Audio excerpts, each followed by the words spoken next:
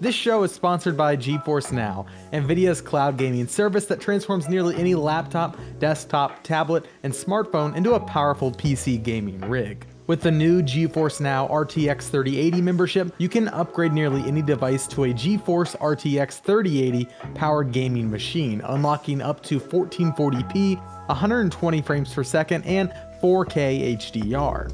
Play the most anticipated new releases, the world's largest free-to-play titles, and hundreds of games you already own with RTX on. Pre-order a GeForce Now RTX 3080 membership at geforcenow.com. Limited memberships are available. Thanks again to GeForce Now for sponsoring this episode.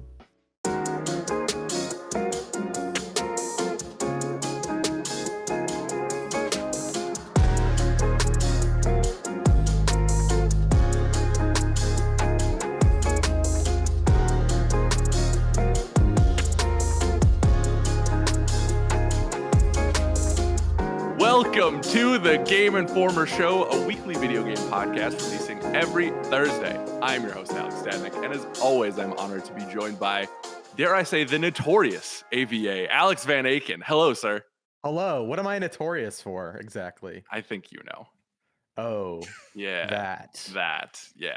You know, Alex, I'm happy to be here today. I'd be remiss if I didn't shout out Razer for sending over this chair 3 months ago. I finally put it together. You all have had them. Thank you, Razer. Yeah. I just needed to say that at the top of the show. They didn't sponsor us, but they did send us this, and I'm mighty comfy now, I have to say. I'm glad you like it because it literally saved my back over the course of the pandemic. My last chair was dookie, and this one is fantastic. So yeah, mine is off screen. I got tired of it making creaking noises during our podcast and all the VO sessions. So shout out to Razer, but I guess now I'm notorious for being comfortable. We didn't plan that, but that was perfect. Join us each episode alongside a rotating crew of GI editors and special guests from across the industry as we talk about the latest news, reviews, and big man swag your eyes and ears can handle. This week, we're changing the formula up a little bit. You know, it's Thanksgiving week. Happy Thanksgiving to those who celebrate. But we thought this would be a good time of year to break out. We're kind of getting into game of the year stuff, but before we do, we want to highlight the little guy. Maybe not as much little guy, but the underrated gems of 2021. But before we do that, we have quite the panel to introduce. First, we have Jill Grote joining us here. Hello, Jill. Hello.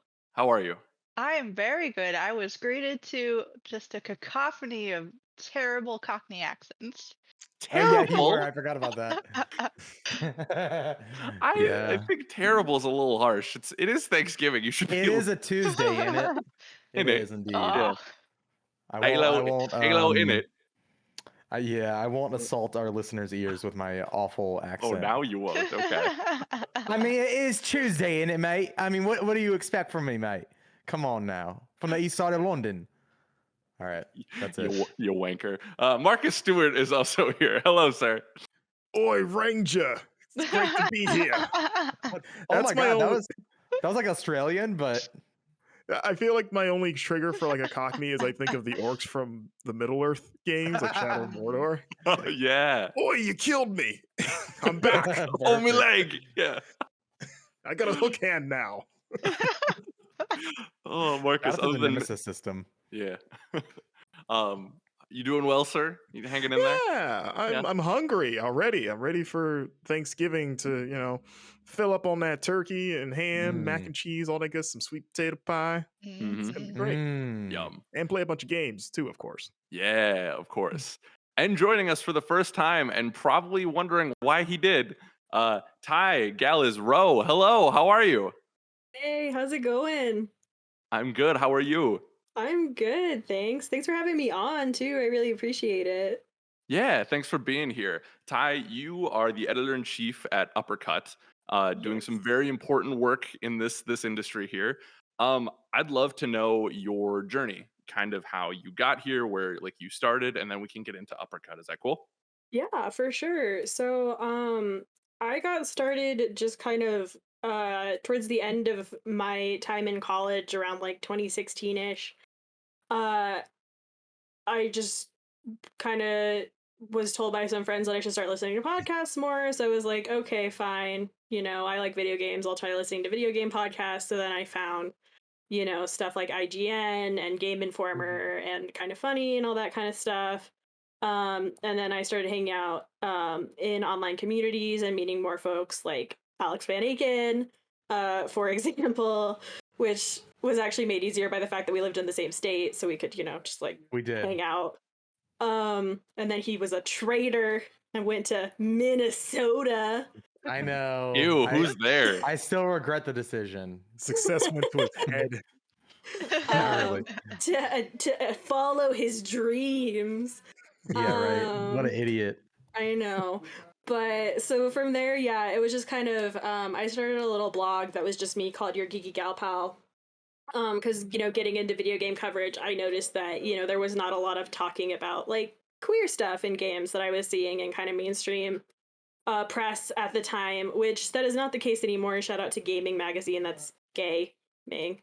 They have really headed up the charge on that. But so that little blog eventually grew into what Uppercut is now. I added some of my friends who I had met online, like Andrew Cogswell and Jessica Howard, Monty Velez, and Kayla Jouet, and we all just kind of, built this little outlet together. And it's, we're all indie. We do have a sponsor with a trans people of color owned coffee company. But other than that, we're fully fan supported. And we pay everybody who works with us. Which That's is amazing. one of the coolest things that kind of stood out to me, like because I was following you, like I think I started the first piece of yours I read was your Witcher 3 piece after your car accident. Mm-hmm. And just remember like, oh man, this person is so good at writing about video games. And then you started Uppercut and started paying people. Yay! And even like as a small site, you all kind of lead the charge with the way that outlets should be run, in my opinion. So Nice. patreon.com/uppercutcrit, by the way, go support them. Thank you. Yeah. We love a Patreon. Love a Patreon shout out. love a patron. It does help us pay people. I'm lucky that I've been in a position, since I started the site where I can pay for a lot of stuff out of my own pocket. And so I've tried to, leverage that to pay folks. But whatever help we can get, it's nice. Yeah, For sure. Perfect. Yeah. Ty, I'm curious, you have been a pioneer in this space for a little bit here now, in your estimation from when you started to now, like where do you see this industry as when it comes to LGBTQ representation? Like, obviously we have a long ways to go and a lot of stuff, but like from them to now, I'm curious on your perspective on the industry. It's really interesting, right? I think I've been in this industry for about 4 going on 5 years now, just, in the terms of like blogging and stuff, right? Since I started, I feel like there's a lot more visible queer folks in this space. There are like a ton of trans women who are in games journalism right now, which granted, there are a lot of white trans women. So like there's still a lot of, intersectionality that needs to be worked on there. But I think that like something like gaming didn't exist when I first started and then was created and has continued to grow and has continued to like be a thing and is run by their EIC is a 20-something queer woman, which is, not something we really see in this space. So that's incredible. And I think like a lot of game dev has a lot of queer rep going into it. I think it gets like hard in terms of the conversations we have about, like representation and like, how we're making art and how we're depicting people, because those conversations get really messy, but like quantifiably, like there are more like canonically queer characters in games. Like I haven't played Tell Me Why, so I don't have like a take on it, but like that game exists and was put out by like Square Enix, like Yeah. so Well, Unsighted too. better. Yeah. What? Wasn't Unsighted this year developed by a Yes, trans Unsighted developer? is by a trans Brazilian team, I'm pretty sure. Okay. Oh, I did not know that. Cool. Yeah. Awesome. Unpacking also has elements of queer storytelling in it. Not to get spoilery, but just there's some gay shit in there. Psychonauts 2 had a really, really great like men who love men storyline. So I think things are getting better. It's still kind of incrementalism, but like, that's kind of how things go a lot of the time. And I'm glad that it hasn't gotten worse. Yes, definitely. Always good- pushing forward is a good thing. Yeah. That's fair. Do you have a piece that you're most proud of in your time in the industry, or that you think people should read if they want to get like a good sense of who you are or that kind of thing? Well, I have never shut up disease, so it's kind of hard because I have a lot of stuff that I've written. If you're looking for something fun, I think the most well-known thing, the piece I am most well-known for, I think, is a listicle that I did on Fanbyte called "What the Monster Girl of Your Dreams Says About You." So if you go to fanbyte.com, you can check that out. I did that for Valentine's Day 2019. If you're looking for something that's more my like critical wheelhouse, I guess. Oh, again, never shut up disease. I've written a lot of things. I wrote on gaming, actually, speaking of them, I wrote a piece earlier this year about Cyberpunk and Red Strings Club and how like those two games kind of show the juxtaposition between what a cyberpunk imagining of the future like actually is versus the posturing at, oh no, corporations are bad, as if that hasn't already happened. So yeah, you can check that out, and gamingmag.com I think is the URL. Yeah, you'll find it. It's gaming with a gay in it. Yeah, Perfect. you'll find it. Cool. Well, thank you so much again for being with us. Let's have some fun, shall we? We're gonna do it. News of the week is that there's no news because we decided to say boo news because I think there wasn't a ton anyways, and we wanted to give as much time to the topic of the show this week, which is the most underrated games of 2021. As I said at the beginning of the show, it's GOTY season, baby. Like, we're gonna be talking plenty about Psychonauts and Returnal, Ratchet, like, these kind of games coming up here. But I think this is a good place to really expound on the games that we think are fantastic, but may not get as much love towards Game Awards and awards season. So, Alex, do you want to kick us off here? Each of us has between 3 and 5 games, if I'm not mistaken. We've kind of coordinated before to make sure there's not a ton of overlap, but I just want to say everybody else on this call took all the games I wanted to talk about. So screw y'all. But I do have some games I want to highlight. I will go first. One game that I picked up the beta when I think I can't remember if it was part of like Steam Game Fest or something, or if I don't remember when it came out, but there was a beta for Let's Build a Zoo, which is a No More Robots joint, and fell in love with the beta. Like, really enjoyed it. The premise of the game is you are a zookeeper and you are running this zoo. Think like classic like Roller Coaster Tycoon or other tycoon games that I've never played. Zoo Tycoon, that's probably the more. I was a roller coaster tycoon kid. I knew that there were others out there, but I was an elitist. I only played the purest, the most exhilarating roller coaster sim management game on the market.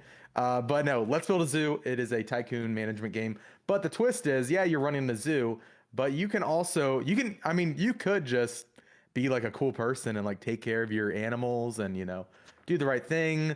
And you could also like, I'm just sensing a really big oar coming up. Right, yeah, like who would want to do that? Yeah, or you could do some questionably maybe unethical things and start breeding animals into things they traditionally are not bred into. And so I don't have a specific example off the top of my head, but like just the general idea of like, let's take this frog and merge it with this crocodile, and we now have this animal that we can put in our. There are a lot of different combinations in this game. Frogodile. The crocodile. Yeah. The dreaded crocodile. Yeah, you could make all sorts of abominations, and you can choose to deal like with like black market. You get a lot of that is unlocked through like a black market sort of vendor that you can find.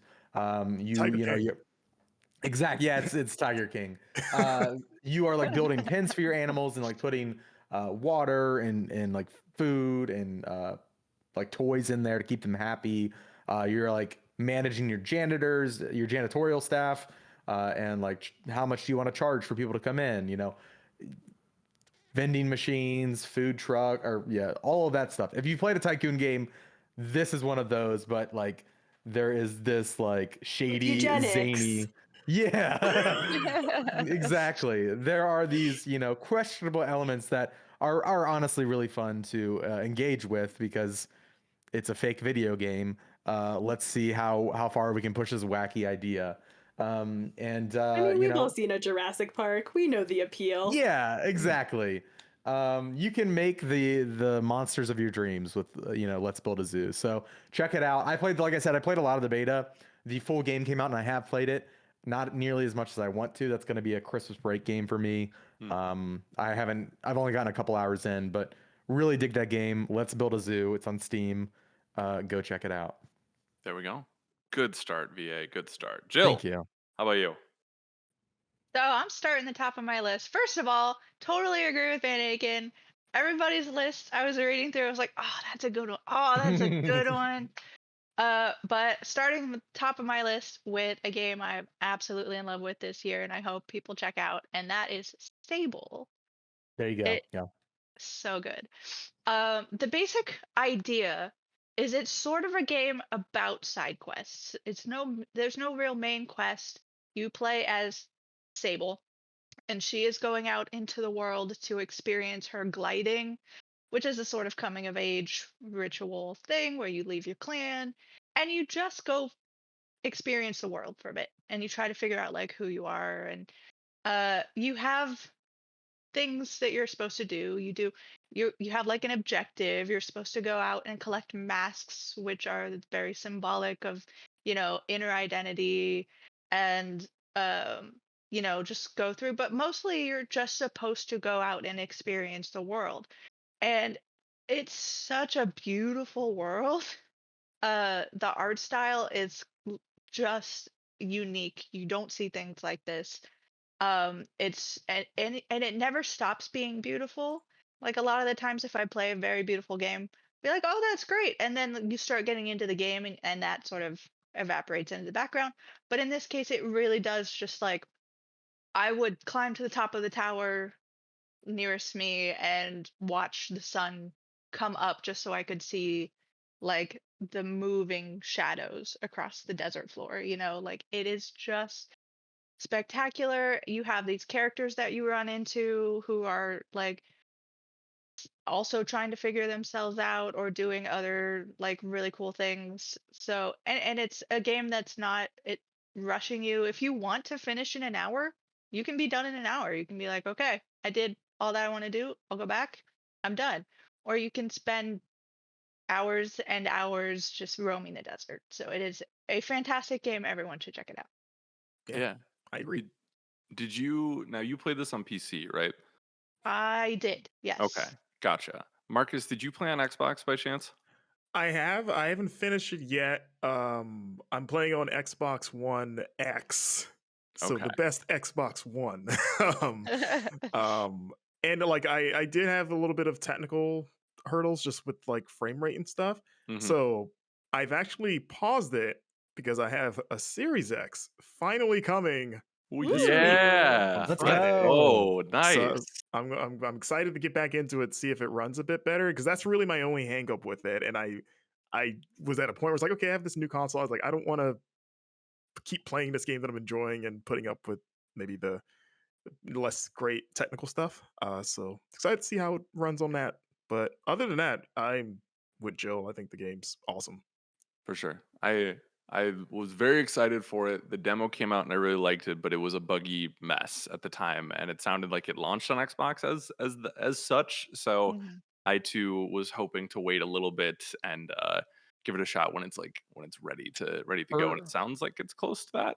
For what, So, yeah, for what it's worth, I played it a few weeks back with my dad, and it was pretty smooth now. Okay. So Yeah, I they think have they patched a lot of that. good. Yeah. Cool. Well, good. I'm excited. I'm building a Christmas or holiday break gaming list, and I think Sable is definitely going to be on it. So very excited about that. Marcus, Hello. hit me. What do you got? Okay, so this is a game that came out in March that no one really talked about, and we weren't able to do much of a review on this game that kind of slipped through the cracks. But it's called Red Ronin.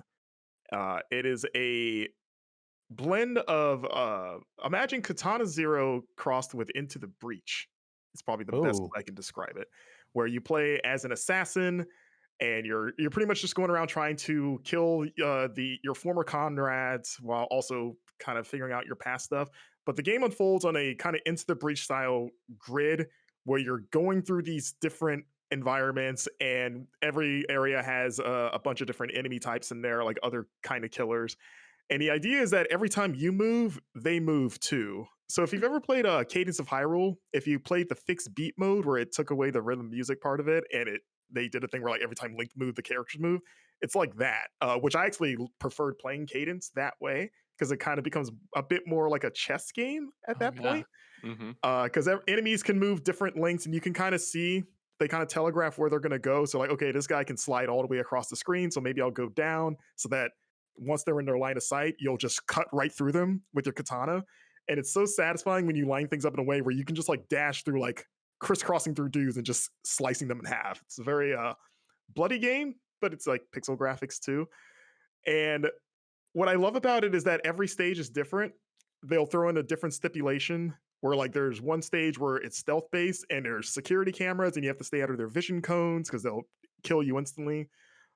There's boss battles that are really well done and also very, very challenging because you just got to keep lining them up certain ways that hit them or fulfill certain conditions. I believe the game was primarily developed by one person. I want to say in South America. I want to say Argentina, but I forget. It's been a while. But it recently came out to more platforms. It launched on PC, which is where I played it, and in October it came to PlayStation and Xbox, and I believe Switch as well. Which Switch would be a perfect for this game. I was actually really wanting to play it on Switch when I played it, but haven't really seen a ton of buzz with it. But it's super fun. Like I said, if you enjoy those two games, especially Into the Breach in particular, I think Red Ronin's right up your alley and deserves some more eyeballs on it. Okay, cool. I feel like this section is just going to be the games you should probably play on Switch because they're best on Switch.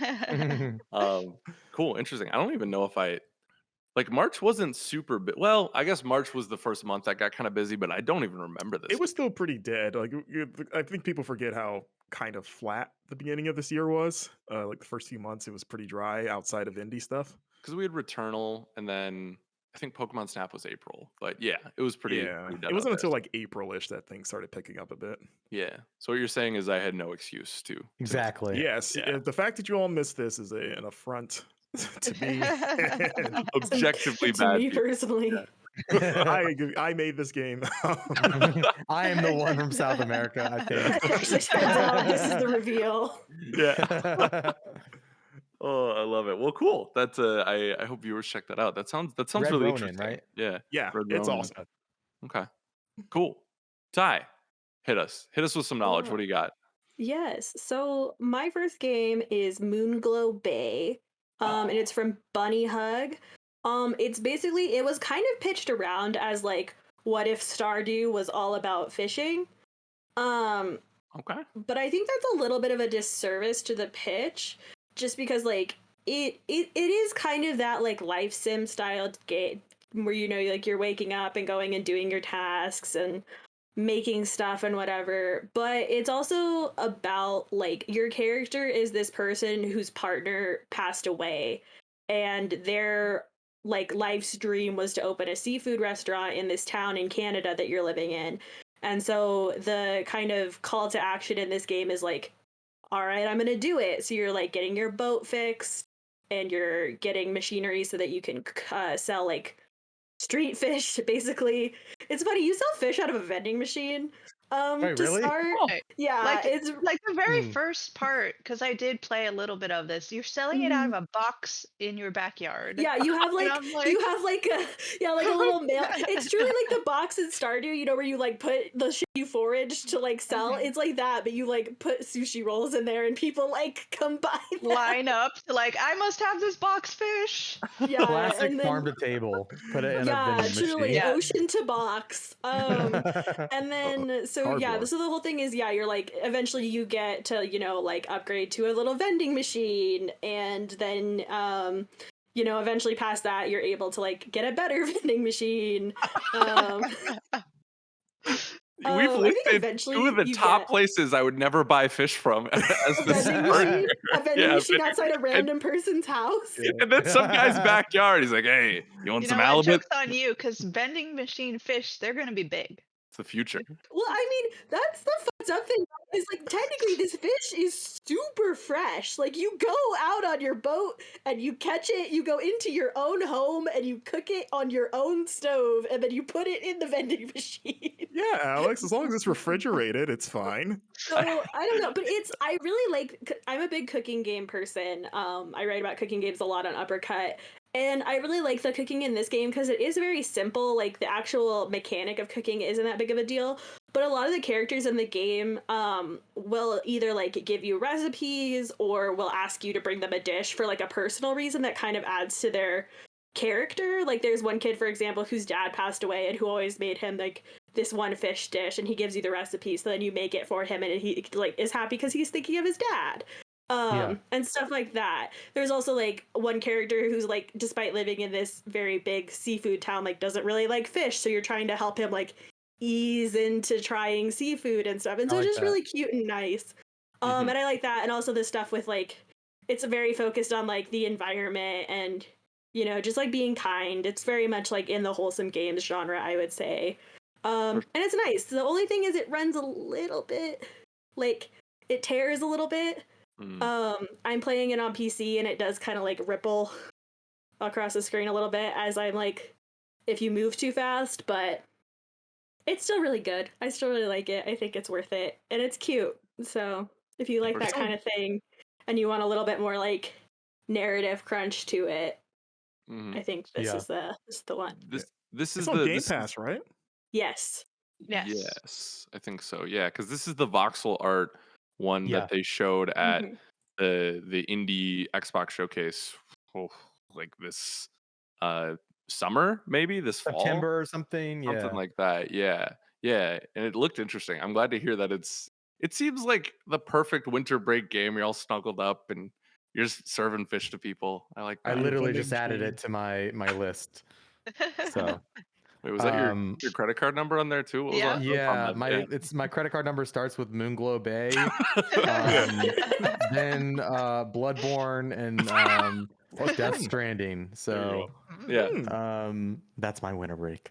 But I didn't know there was a cooking element to it, Ty. So I'm really excited. It makes me want to check it out more because I thought it was just fishing, but I'm like you, like cooking rules in video games. So Rules. it does. So I need to check that out for sure.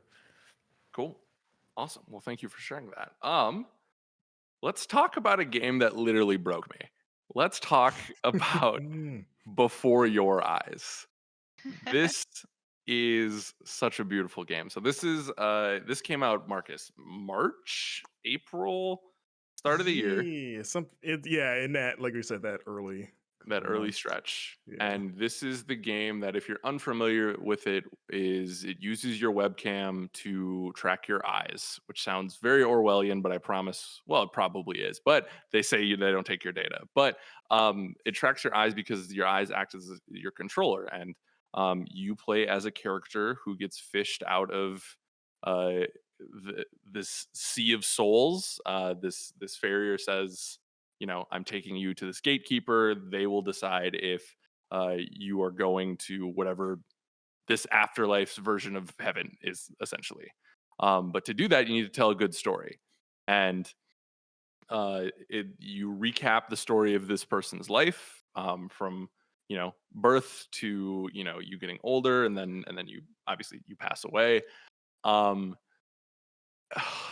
and it is absolutely one of the more engaging narratives of the year for me. And I say it broke me because I'm not exaggerating. I cried for like I felt like SpongeBob, where I was like, and I only cried for 20 minutes, and because I literally like we've talked about games we've cried at before on the show, but like this one, like I was full body like sobbing at the end of this, because it was so impactful and it did things that I was not expecting.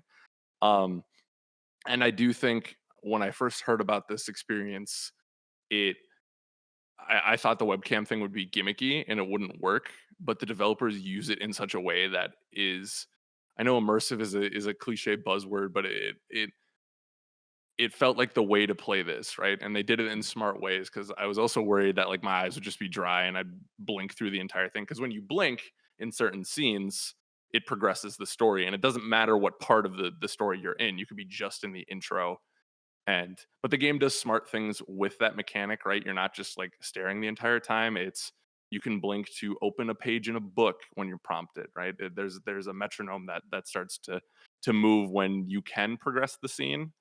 Um, so when that is married with the storytelling in this game, it easily jumped into my top 5. Like the second the end credits rolled. And Marcus, I know you feel the same. Yeah, I reviewed this game. Like I said, back in it was April actually. It came out early April.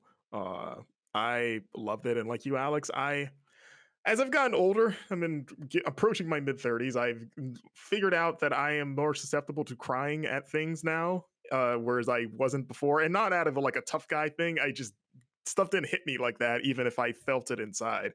You're an old person now. Yeah, like I'll cry You at also movies lived through now. like a global disaster, so Yeah. No, you're just old. I definitely feel like I've aged twice as fast the last year and a half or so. Yeah.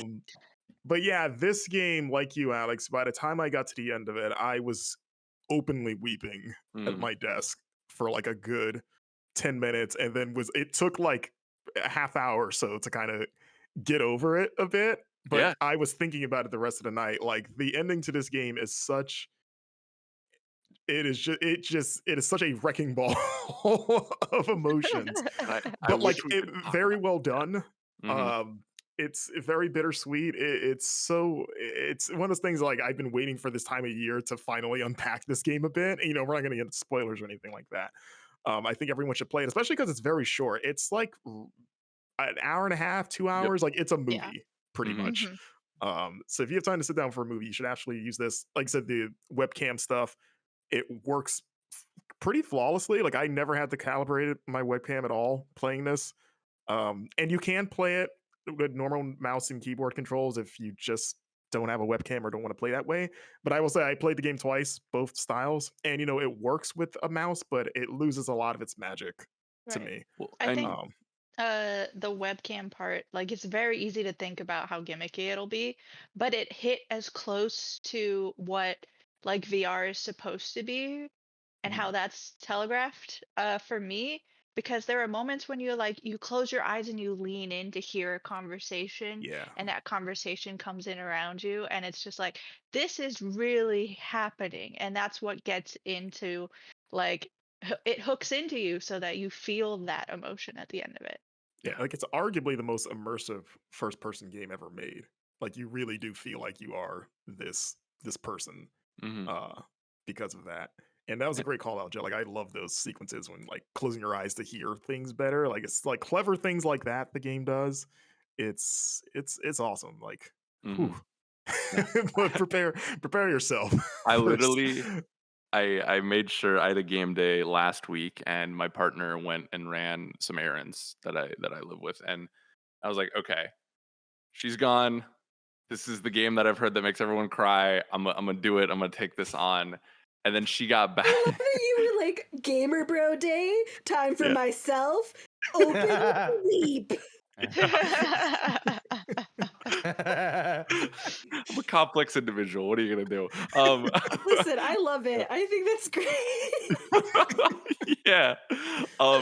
But so she finally got back, and I rolled credits, and she's putting the groceries down, whatever, and she looks at me. She's like, are you okay?" And I was like, "No." And then I recapped the entirety of the game, and and it just started happening again. And she came up to me, she gave me like a little hug, and she was like, "I'm sorry this video game made you so upset." But it's like it is a special experience, and I think that's in part also due to like the performances. Voice acting is great. The Oh, yeah. visuals are there is a little bit of I don't want to call it jank, but like the voice or the lip sync is off, right? They don't really try in some of it. There are some it is very it has a very dreamlike aesthetic to it, and it kind of does weird things to the faces sometimes. So it's not perfect in that way, but when you combine all that, especially with like the score too, it is an emotional ride that I'm still thinking about it, right? And the intricacies of the halves of the game and stuff like that is just is something that really took me off guard. And I'm so happy I played this. Like I can't tell you, it's worth the emotional toll it takes, because it is fantastic. So Wait, yeah, it's only for PC right now because of the webcam integration, but I think it's only $10. But Black Friday's hopefully Black Friday will be the day after this post, so maybe it'll be on sale. Who knows? But Yeah, it came to Mac in September. ooh, there you that's go. awesome.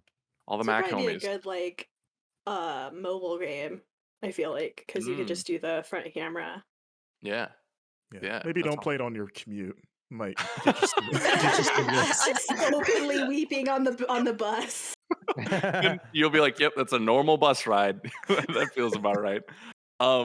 It feels like that should come to VR at some point as well. But Yeah, I don't know if they've talked about that or if there's any plans for that. This was a Skybound that published this. okay. Yeah, Cool. that would be a great fit. Yes. So definitely go check that out. I know a couple of us will be advocating for it to be on our top 10, but we'll see GI wide. So do we want to go the way we came? Alex, do you want to go next, or do we want to bounce back? How do we want to do this? I'll go again. Okay, sounds good. I want to talk about My Mother Is Calling Me. Shout out to Mom. Oh, I love that game. Hi, Mom. Let me hit her back with, "Can I call you later?"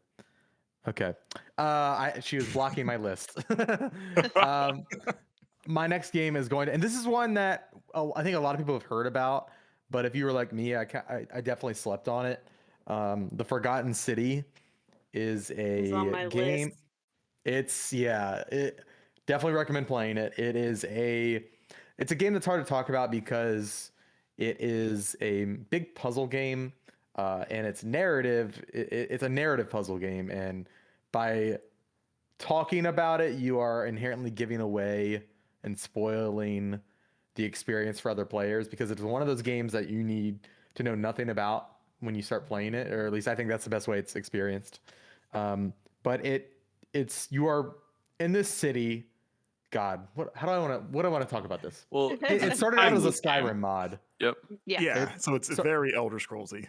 You can Yes. feel that DNA. It's Yes. like if Elder Scrolls was a mystery. Exactly. Right? You took out the awkward combat in Elder Scrolls games, and it was just conversations. Mhm. Exactly. Yeah.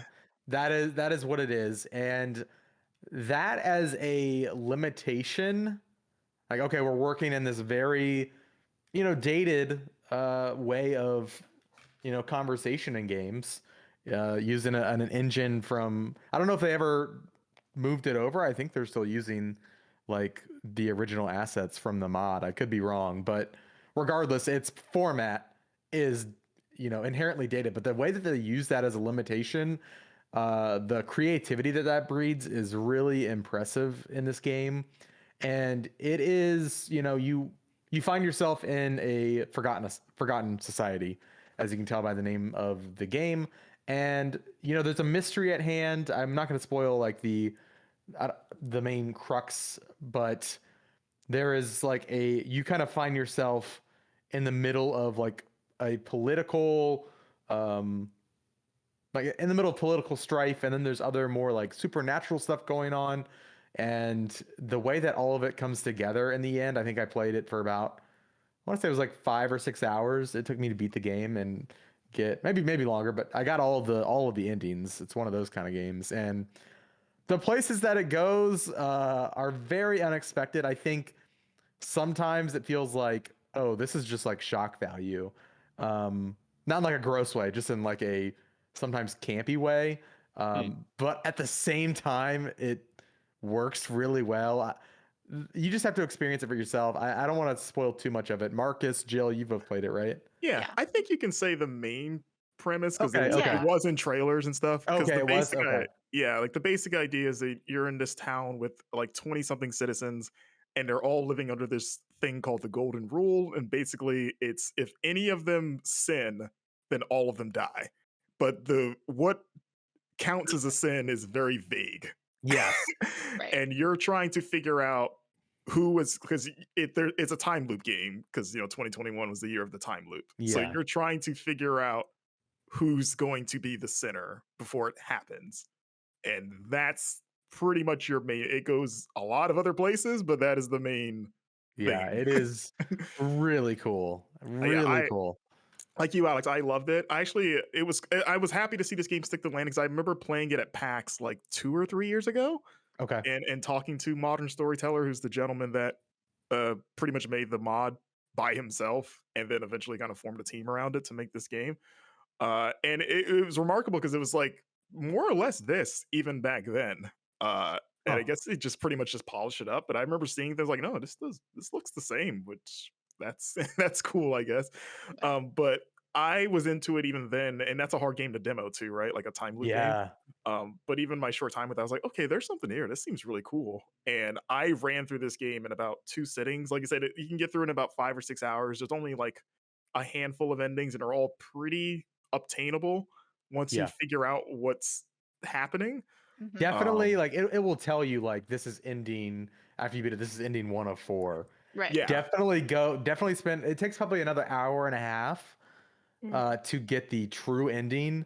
Oh, And okay. this is one of those games you need to play it for yourself, and don't go and YouTube it. Put the time in, go get the true ending for yourself, because it's it goes places.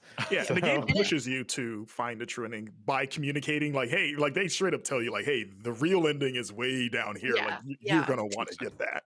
Okay. And Yeah. it is really good at not being tedious because, with time loop games, especially sort of in this nature where it's a narrative puzzle game and you have to start from ground zero every time. It could be really like, oh gosh, I have to talk to this person again to trigger this.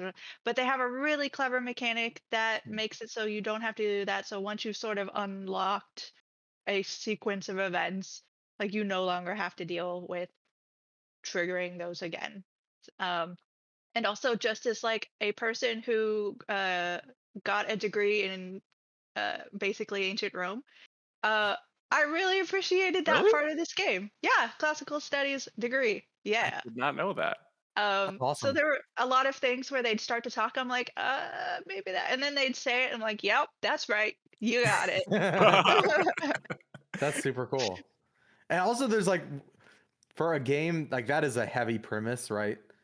Don't sin or everybody dies. Sounds There are some real moments of humor that were very funny to me, and kind of like broke up some of the it definitely gets darker as you go, but like there's like, I think this like technically takes place in 2021 or 2020, like the main character's perspective. And so there are some funny things that they do to play with that idea. And yeah, definitely worth checking out. Again, it's called The Forgotten City. Okay. And it's On Steam. I know it's It- on Game Pass as Well, well. I played it on Xbox. Yeah, Yeah, it's on Game Pass. Yep. Okay. Gotcha. Xbox, Steam. I'm not sure if it's elsewhere. Twitch? I want to say I don't know about Switch, but I think it's also on PlayStation. Okay. Someone Yeah. get the poop on that one, and we can come back to it. But dope. Jill, hit us with another one. Okay, so I want to throw out that people should definitely go and play Toem. It's Yes. I've got to freaking cross another one off my list. Thanks, Jill. You're welcome. Oh, for the It's- record, I googled and Forgotten City is on everything. Oh, Okay. sweet. There Thank you go. you. Thank you. Thank you. Thank you. Cool. Good thing we had someone on the show who could look that up. Yeah. But Toem it's a really short and sweet adventure, so you don't have to take long. It doesn't take much of your time, but it is just this really refreshing, relaxing, like it's not putting a lot of stress on you. Uh, it's a puzzle-ish sort of thing. It is a photography-based mechanic thing where you go around and you take pictures of things and you're trying to get to the tallest mountain to see this phenomenon called Toem. And the way you get there is by collecting stamps so you can get on the bus, like bus fare. But essentially, to collect those stamps, you have to help people. So the currency in this world is kindness, and that's just a lovely And community building. right? Sounds They're really amazing. free, but it's like, yeah, you can take the bus for free. You just gotta help the community. Exactly. It's got this really cool tone to it that's just like it's another one of those wholesome games, but it's also like it's humorous in a way that's not obnoxious, which is a really lovely thing to see when you get a lot of those games that are trying so hard to be humorous, and it's just like, okay, not feeling that, but like Yeah. it's got real humor to it. It's got like quirkiness to it that's not just like, oh, I'm zany. Um, it's just a lovely experience, and like I don't want to spoil the ending, but it's so worth it to go see what Toem is. Okay. Interesting. Also, I do want to not to take any attention away from Toem. Were you aware that Hazel was in camera there, Alex? I was, yeah. Okay. For the audio listeners, like Alex's cat is fully in frame in camera, and he just didn't acknowledge her. He does it a lot. Yeah. I've gotten used to it. I was The other listening. thing with Toem is that it's a photography game too. Mhm. And it's also black and white, which I really liked. I thought it was very Yeah, stylish. very Yeah. very pretty. Mhm. And the camera is sort of part of like it's sort of puzzly, like you get things that you have to solve or things you have to find, and you can look around the world. The world is sort of 2D, sort Mhm. of. So like when you look into your camera, you tend to see more of it than Yeah. when you're out. So Okay. that's a really cool element. There's also an element of like unlocking things that let you get to the next level, that let you get to the next puzzle. And it's really cleverly made. Okay. Well, I know we talked about this last year being the year of time loop games. I also feel like I know Alba technically came out last year, but like we've gotten Alba, Toem, Pokemon Snap. What is do you Morangi love too. which one? Yeah. The Morangi generation. Oh, okay. It a won cool one. Okay. the Seamus Award, didn't it? I think so. It won something recently. It's really cool. It's like an indigenous I believe they're from New Zealand developer who made this like kind of anti-capitalist punk rock camera Oh, cool. photography game. Yeah. The art style is ridiculous. It's so Okay. It's cool. so cool. Yeah. Cool. Interesting. I hadn't heard of that one, but also I think Fatal Frame came out this year, right? The Yes, remake Fatal or Frame, whatever. Made to yeah. Blackwater. Yeah. Yeah. Everyone's favorite one. Taking guess- pictures of that lady. I was gonna ask Jill, Ty, like, is Toem the best of this one? I don't know how many photography games y'all played, but Jill, I think you for sure played Pokemon Yeah, Snap. I played Pokemon Snap. I played The Good Life. It's definitely better than that. The Good Life. Yeah. It's hard because it's one of those things where it's like it is different than it is a different flavor. If Mhm. you are looking for this flavor of just like I need to de-stress, I need to step away, this is perfect. Do it. Like this is gonna fill you with sunshine and happiness. Yeah, it's a lot like I feel like Pokemon Snap, the idea is like the pictures, right? Like you want to you want to get that shot of the whooper jumping or whatever. Whereas like with Toem, the photos are your avenue of helping people, right? Like somebody, like one of the examples is you go to like a beach town and there's a big storm, so you use your camera to help the lighthouse guy find boats to help get them to shore. So it's just like, it's kind of a different expression of the camera. It's less about the actual photography and more about like, here's how you can use the camera to like help people.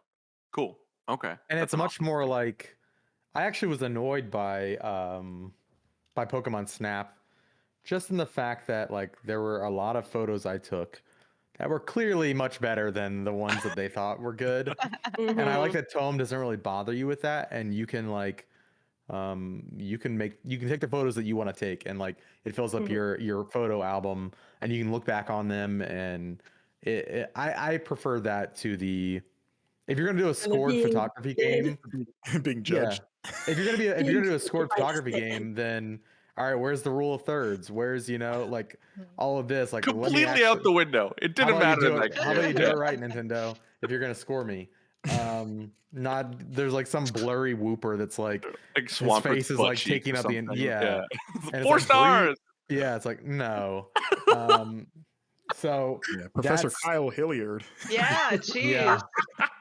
I really like Tome for that, because it's like it's like the world through the lens, right? Like things look different through a camera lens than they do your eyeballs, and I think it captures that element of photography really nicely. And they never repeat. Like all of the puzzles, all of the challenges, they're all creative, they're all innovative, and it's never like, okay, this is the one where I go find these same, like you're not repeating the same thing over and over again. There is a different like element to each level, and it's a really cool game. Yeah. Cool. And it does the thing that all video games should do, where it rewards you for poking around and snooping, even if it's something small like stumbling into a dance party that you didn't expect to stumble into. It rewards you for you know, taking the time to check out the world. So cool. Yeah, I know it came out around the same time as Eastward, and I got Eastward, but I never checked out Toem. So also Toem on the OLED. Whew. Oh, crispy looking. Yeah, crispy looking. Now you're those talking lines look about, like, fresh. They do. crisp, baby. I like a good fresh line. Yes. What else do you love, Marcus? Well, there's a great game that was actually my first game of the year, I guess, so to speak, and that was Uliha, the game that launched late January, and here in December we're still trying to figure out how you pronounce it. Or spell it. It is spelled Olija. Oh, I got it. Another game that I reviewed. And it's a side-scrolling action game that has a very, in terms of presentation, it harkens back to like Another World or Flashback of like almost like rotoscope pixel animation, where you play as a sea captain who's kind of the head of his like village, and their village has fallen on hard times, so he takes a crew to kind of go on an expedition to find supplies. And along the way, he basically gets sucked into like a weird portal that takes him to another like plane of existence. Yeah, like a weird realm where like there's this series of islands and this mysterious race, and there's a princess who is Princess Uliha, and he's basically trying to find his way back while also trying to figure out what the heck's going on here. And I love an isekai. And it's not a Metroidvania. I feel like people, when they start playing this, they think it's going to be that, because the maps, it's side-scrolling action. The maps are somewhat big and there's different paths, but you're pretty much just going right to left for the most part, with some backtracking. But you're not finding really a ton of abilities to open up new gates or anything like that.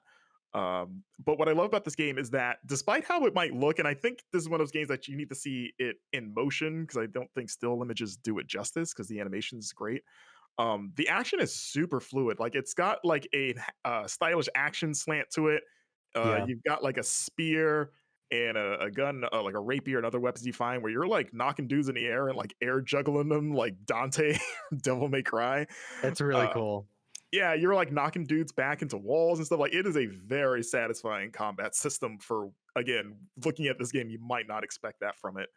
Um, I think the mystery and the storytelling is good. It's got kind of a subtle storytelling presentation. No, there's no voices or anything. There's not even, or I get there's some word bubbles, but a lot of it is like actions that kind of convey what's happening. Yeah. And then in between kind of the runs through the dungeons, you have a town that you're building up with the crew that you find, because you can find them out in the world, like your shipwreck crew, and you bring them back to this town, and you're opening up shops and stores, namely a hat store. That is important. There have been a lot of hat stores in video games this year. Okay. Huh. 2021, the What? year of the hat store. We What else? had Kana, we had Aaliyah, we had yeah. wasn't it in Toem? Aren't there hats in that game? There are definitely hats Oh, in yeah. Toem. That's Yeah. There are right. hats in Toem, Uh, yeah. Yeah, Wait, there is The this presence of a hat is a little less than a store Yeah, of that's a not hat. quite a but- store. But no, but like I'll Pokemon give Unite it to has ya. a store that sells Years of hats. War? Yeah. let's see. Yeah. You're the hat. Free hat. Crown it, baby. Yeah. The platform is back. Free hat. Yeah, it's like I said, the town building stuff, it's like simplified. You'll blow through it pretty quickly, and the game overall is not very long. It's about 4 or 5 hours to get through, which is what I like about it. I think it's a perfect kind of in between game, but it's worth squeezing in. I had a feeling when I reviewed this earlier in the year, I was like, this is gonna get lost in the shuffle by the summer, and that's gonna be a shame because I think this is really, really cool. So this is the perfect platform to remind everyone that they should go back and play Ulija. Again, that's Olija. It's on everything. Or, yeah, it is on everything. And yeah, check it out. It's a cool little thing. Did you say, maybe I missed it, what is actually Olija? Is that the name of the character? Is that the There's world? a princess. She's kind of like Oh, the duh. Okay, you did say princess that, or yeah. queen, or like Mhm. kind of the ruler of this weird alternate dimension series of islands. Got it. Cool. Yeah. Okay. Cool. I think that's what's fun about this conversation. What is also hard is like these games we're talking about are like between an hour and a half to 4 hours, but then they start to stack. So it's like, okay, well, I need to fit in Inscryption. I need to fit in like, Forgotten City. Well, there's 10 hours. It's a lot Yeah, before the end of the some year. of them end up being longer than you think they're gonna be too. Yeah. Oh yeah. Like Yeah. Death's Door. Like that took me longer than I thought it was gonna. So Mhm. Ty, I know you have places to be. Do you want to do 2? Is that Yeah. okay? Yeah, I So can do make sure 2. we get That your sounds list in. Yeah, that sounds good. So I will start with Griftlands. So if anyone's familiar with me, I am a deck building fanatic. Not that I've never played like a Magic or anything like that, but you give me digital cards on a Switch or whatever, and I'm like, ooh. And so the recent like age of roguelike deck builders has been very kind to me personally. And so one of them that I think is just probably like one of the best games in terms of like a narrative execution, in terms of its like combination with mechanics, is Griftlands, which is from Clay, and they were in early access for a long time, but they finally like fully came out this year, and they also put it on Switch, which is perfect. It's awesome on Switch, especially with the OLED. The colors are so poppy. yeah. And it's really cool. The idea is that you have 3 different characters that you can play as, but you start with one, and then after you get to a certain point in their story, you unlock the next, and so on. And so eventually you have 3 different characters who are all like on this same planet in this kind of like heavily like just dystopia corporate nightmare world, essentially. And so that's the whole thing, is like the grift of Griftlands is like everybody is kind of hustling and doing probably not like the most ethical things to get by. And so you're kind of trying to deal with that while also like surviving, and then also trying to get to the end of each of these characters' storylines, because they all have something different going on.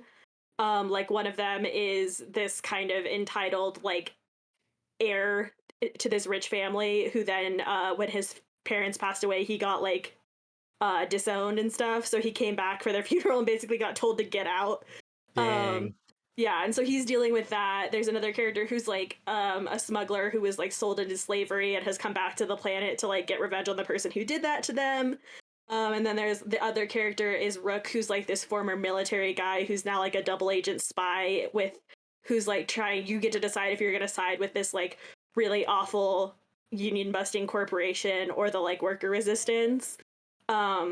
And so each of them are really different, but they all kind of connect. And like the more you play each of their stories, the more you just kind of understand how this world in general works.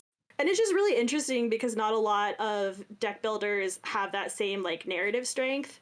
But this one really does. It's telling a really interesting story, and it's like showing you this really, I mean, messed up, but interesting world that's very alive and dirty and like real in a lot of ways, despite it being full of, like colorful dog aliens or whatever.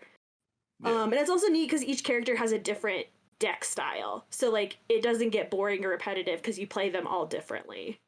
Is it sort of like the Magic the Gathering thing where it's like, okay, this is an attack deck, or this is more of a defensive deck, and that kind of thing? Kind of. They kind of do it. They like do it to based on the characters' personalities. So like Sal, who is the former like slave character, she's very like aggressive and like will just is able to either shoot or bargain. She's kind of rogue-ish. Okay. And then Smith, who's the heir, is like more like, I'm just gonna fist fight you. A lot of his moves are about like hurting himself because then he'll heal. And Rook is all about like luck. He has like a coin that he flips, and you can buy different coins that have different effects. And he's cool. A big like double. He has 2 guns. And you can also have pets who will fight for you, which is really fun. Awesome. And you just like find them kind of bespoke in the world through like little encounters, and it's neat. And I'm sorry, I don't remember if you said this, but aren't there like specific decks for like talking to people or something? There's like a combat deck and a negotiation deck essentially, and a lot of encounters you get to kind of choose like, do you want to fight? Do you want to try to negotiate? Do you want to pay your way out? So you have a lot of options in terms of how you can like navigate the game. And then that'll determine like what kind of resources you have available to you as you get towards the end. Awesome. Yeah, it rules. I need to play because I played it in early access on the Epic Store and had a really great time with it. I love Clay, who made this, the studio, like Starve and Market and Ninja. I love the art of it, and it was one of the things where I played so much of it. I was like, I want to stop because I don't want to like burn out before the full game comes out. I still have not gotten to the full game yet. I have it. It's I probably add it to my holiday list. I haven't beaten it yet still. I've gotten like to the last encounter on like one character, but the last fight was really hard and I got owned. But it's very good and worth it. So yeah, definitely recommend. And then do you have time for one more? Yes. So my other one that I'm going to shout out is Overboard from Inkle. And it is like, it's a reverse murder mystery in that you are on like kind of a 1940s transatlantic cruise ship, and you're playing as this lady who at the start of the game, you throw your husband overboard.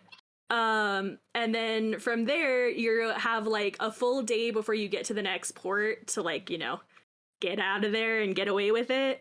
So you have to spend the next day like doing whatever you can to try to not get caught.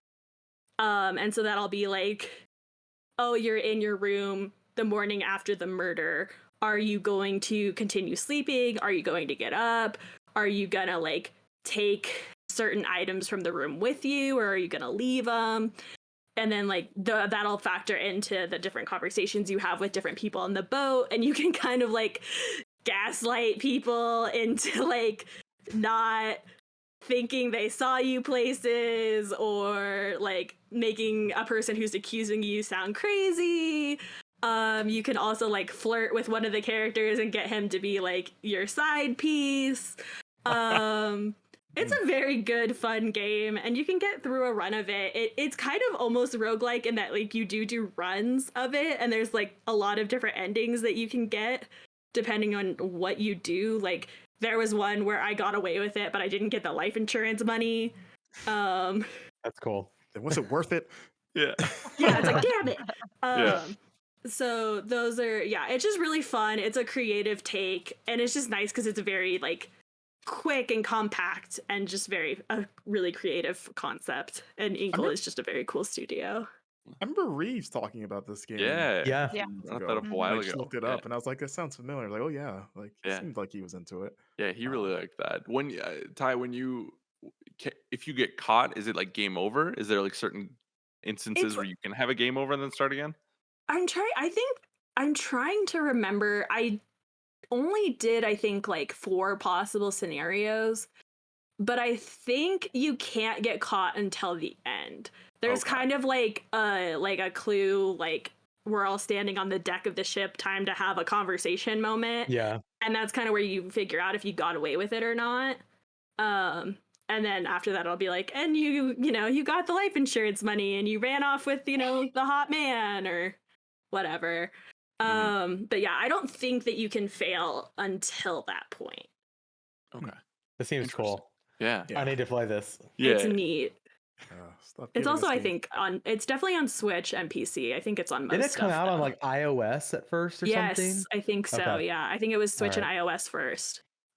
Okay. Seems like a good iPad game. Mm-hmm. I need more of those in my life too. Do you play a lot of iPad games? When there are Or good would ones like to be? play. Okay. Yeah. Shout out to FTL. Great iPad Yeah. game. Yeah. Yeah. I'm trying to think. I was going to ask you about another one, but I forgot. Moving on. Ty, do you have one more on your list? Because I know we're running out of time with you. Yeah, I can throw one more out there before I hop off. I also have, this is another one that came out really early in the year. I think like January. It's called Loop Hero, and it's another roguelike deck builder. This one's a little bit different though, because as the title suggests, instead of going through like multiple different levels or maps or whatever, you just walk in a loop. So you have like a little pixel man who like walks in just a little square, and it's all automated. But then you get cards that can impact like the landscape around the path. So you'll get like a village card where you can walk through and it'll heal you, and there will be, like people around, or you'll have, like a spider nest or like mountains and stuff. And the way that you play the cards on the landscape like changes things and has different effects. So you can have like, one of the things I found out was that if you put like one of the swampy water tiles next to a village, it'll flood it. And then you have a different village than a normal one. Or say if you put a vampire house next to a village, those vampires are going to eat those people. Yeah. They tend to do. Yeah. I remember spending a night Googling different combinations of mountain tiles and terrain tiles because I felt like I feel like I'm just putting them here and I don't know if I'm grasping the strategy. Yeah, the thing about it is it's a really, really like deep, crunchy systems game. Like I'm in the Loop Hero Discord and in the Loop Hero like subreddit, and it is just like so over my head. I understand like not even half of what people are talking about. But like there's some wild stuff you can do with it. But the nice thing is you don't have to be that into it to have a good time or like understand it. Like there's a boss, there are 4 bosses in the game, at least that it shows you at first. I don't know if there's like anything after that. I haven't gotten that far. But I've made it up to the 3rd boss, and I don't know what I'm doing. Half the time when I stream it, I'll have someone in my chat be like, "Why did you put that there?" And I'm like, I don't know, just messing with stuff, just seeing what's gonna happen. Like it's decorative. Yeah, it's like I don't know. Once I figured out that things interacted, I was like, well, why not put this thing here? Yeah. And then you find out because it's a nightmare. I may question my methods, but you can't argue with the results. Yeah. But it's cool. Yeah, like when I found out that if you like that the vampires eat the villagers if you put them next to it, that rules. Like not for those villagers, but like for a game. They might become vampires. Yeah, who knows? Yeah. What's unfortunate about Loop Hero is that I think it's one of those games you really have to play yourself to get what it is. Because I remember when Dan was reviewing it and he was like the first guy in the office really championing it. Like I would listen to him and I read his review, and even then I was like, I don't get this. Sounds cool, but I feel like I'm just not grasping what this really is. It's weird. It's a very weird like conceptual game in a lot of ways, because like a lot of what you're doing in terms of like, you know, the world not existing aside from the loop is like very core to what the story is trying to do, and like how you trigger the bosses and stuff. Yeah. It's a weird game, but it's very, very cool, and it's coming to Switch next month, and I'm so excited. No one will ever see me again. Yeah, I'm thinking of starting over on Switch. I haven't finished it yet on PC, but Switch sounds so nice Right. for that game. And it sounds so Mhm. dangerous too, because it is one of those games where you're just like, oh, I'll just do one Just one more. more loop. It'll be Walk around one fine. more time. And Except then when that's I the have thing, like, though, is a loop. Yeah, sometimes you have a loop where it's like a billion things, so it takes like 40 minutes to get through your loop because it's like vampire, wolves, bugs, a village. Oh no, there's a scarecrow, more wolves. Like, Like, why did I do this? Oh, okay. That sounds weird and wacky, and I'm kind of here for it. But Yes. it's so good. Ty, I know you told us you have to go do something for work, but be honest, you're just gonna play Loop Hero, right? No, I wish. I'm gonna go do an Yeah. editor's meeting at my day job. Do you want to do one last plug of anything and everything that you want before we say goodbye? Yes, I would love to. So you can find me, the person, on Twitter at Housekeeping. And you can find Uppercut and everything we do at Uppercut Crit. You can go to our website, which is uppercutcrit.com or .gay, whichever you prefer. And if you want to see my day job stuff and like esports deals, you should check out Upcomer, which is where I'm ditching this podcast to go. Fantastic. Well, thank you so much for joining us. This was fantastic. Go support Uppercut. Thank you for joining us. We'll be right back with more underrated gems. This show is sponsored by GeForce Now, NVIDIA's cloud gaming service that transforms nearly any laptop, desktop, tablet, and smartphone into a powerful PC gaming rig. You play the real PC version of games you own from popular game stores. Over 1,000 games with nearly 100 free-to-play games. You don't have to rebuy those games to play them on any GeForce Now compatible device.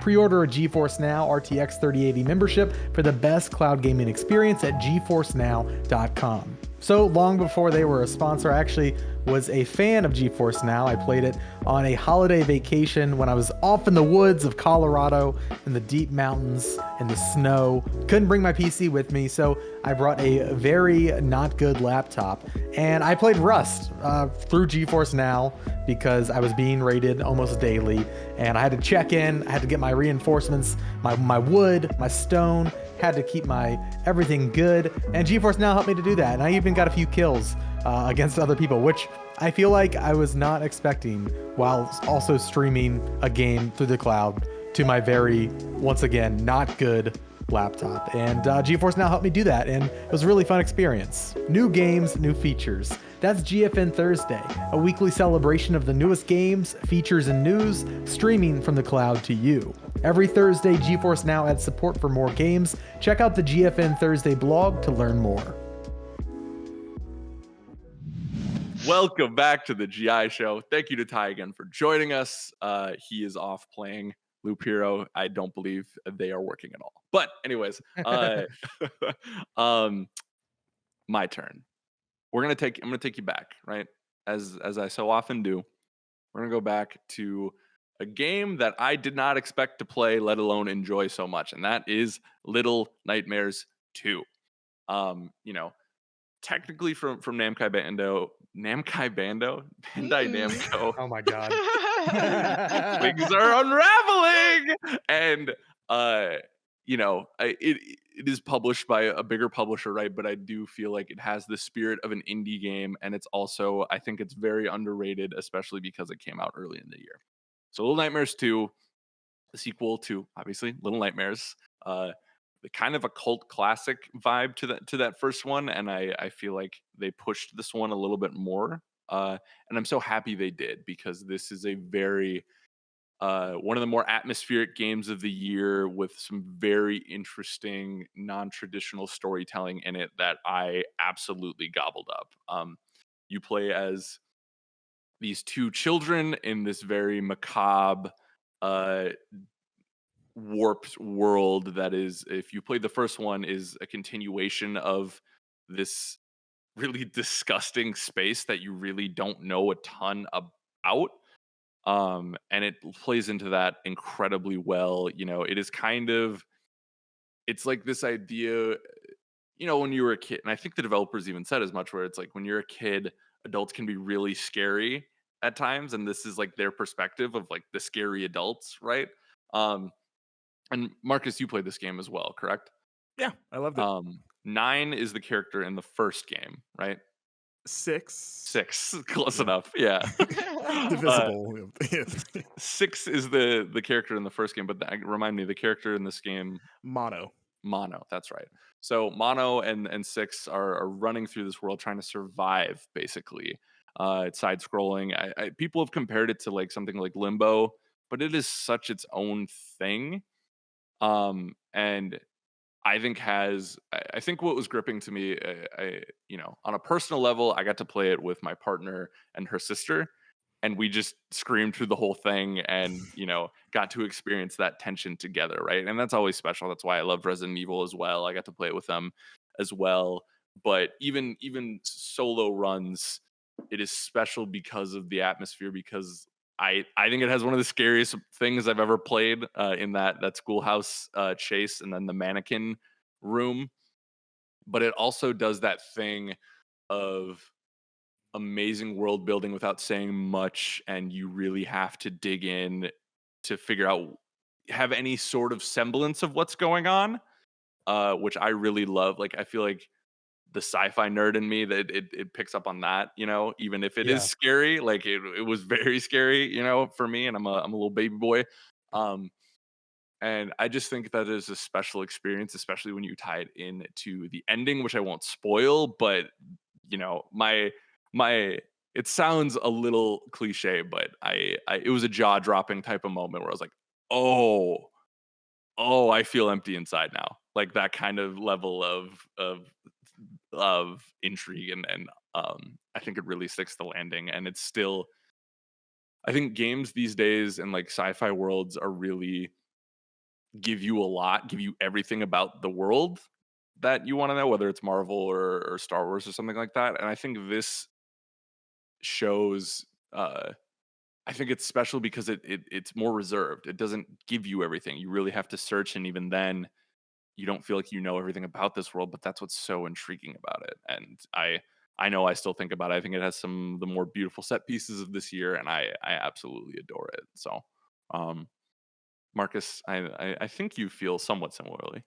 Yeah, it's the Limbo comparison. It's pretty apt, and I think this game gets away from Limbo better than the first one did. Hmm. It feels more like its own thing. I think the set piece stuff or the scares are good because the first game's really creepy and Hmm. unsettling. I think this one is legitimately scary at spots. Like the Hmm. the mannequin morgue section in particular is whew, Uh, it is rough to get through. But yeah, it plays a lot better too. I think the platforming, like I think it's like super fantastic, but it's better than the first games. hmm. It's just sheer moving around, and yeah, I was really engaged with the plot, the ending, like you said. I raised some eyebrows and makes me excited for a third game if we get that. Um, but yeah, it's definitely one of the heavy hitters from the first couple of months of the year. For sure. And the studio, unfortunately, the studio who developed it has said that they are not doing any more Little Nightmares. But What? uh, Bandai Namco, got it right this time, uh, said that they're not done with it. So I'm curious to see where that goes, which is kind of a bummer, right? Because that studio is very good at that atmospheric horror that they've created. They're gonna Because like there's make room for more. Like, without spoiling anything, like there are some questions I need answered, and I don't know if I'm ever gonna get it, which is a bummer. it's like is Bandai Namco gonna make them do it? Like, no, you're not done. They'll be like, "Yep, we're done." Yeah, Who I don't says? know. I don't know. It'll be interesting. But I definitely feel like people should play it. I got through it, and I'm kind of a scaredy cat, so I think y'all can as well. And I echo everything Marcus said about the playability of it. It still does that thing where, because it's like 2.5D side scrolling where you can move about the world, but because Yeah. it is more fixed on a 2D camera angle, you tend to miss things and fall off edges and platforms and stuff. Yeah, like there's a foreground and a background for sure. Mhm. Yeah, but it is fantastic, and I chose it because I think it's going to get not the credit that it deserves this year. So it's very good. Um, Hell yeah. yeah, Yeah. yeah. Heck So yeah, some would say. indeed. We are gonna go through kind of a lightning round real quick, do a little bit of honorable mentions, and then we'll each get to our final game. So, Mr. Van Aken, what do you got for us? Honorable mentions: Death's Door. Oh wait, Very honorable we have mention. one game after this, right? Yes. Yep. Okay. Honorable mentions: Death's Door. I love that game. At one point, it was my game of the year. It was my game of the year for the first half of the year. It came out, I think, in June or July. Mhm. I love that game. It's a Zelda-like, and I like the writing a lot. I think it humanizes its bosses. I've talked about it before on the podcast. It reminds me of Spirited Away in that you see like all of these background characters and they all like have intrigue to them and they don't like go out of their way. Some of them they'll explain like why this character has a pot on their head. But there are other like fantastical beings in that world that they're just who they are and they're living their life and you interact with them in some way, but there's like always this like sense of mystery, like fantastic mystery, I guess. Like I don't know the right words. Kind of a fantasy element, and a mystery element. That and I don't know. I just love the game and great soundtrack as well. Awesome combat. Go play it. Death Store and then Garden Story. Didn't play it myself, but it was on my list. Go check out Garden Story if you like grapes or Zelda games. I And did play then that a little bit as a demo, and it did play very much like a Zelda game. cool. There you go. And then lastly, this is one that I think I will talk about more in the future. It is called Book of Travels, Mhm. and it is a very interesting game. It is a TMO as they call it, a tiny multiplayer online game. And you are playing. I booted it up. I got a code because it looks phenomenal. Like just look up Book of Travels and you will see Really these. beautiful. It's painterly. It's very Yeah, unique looking.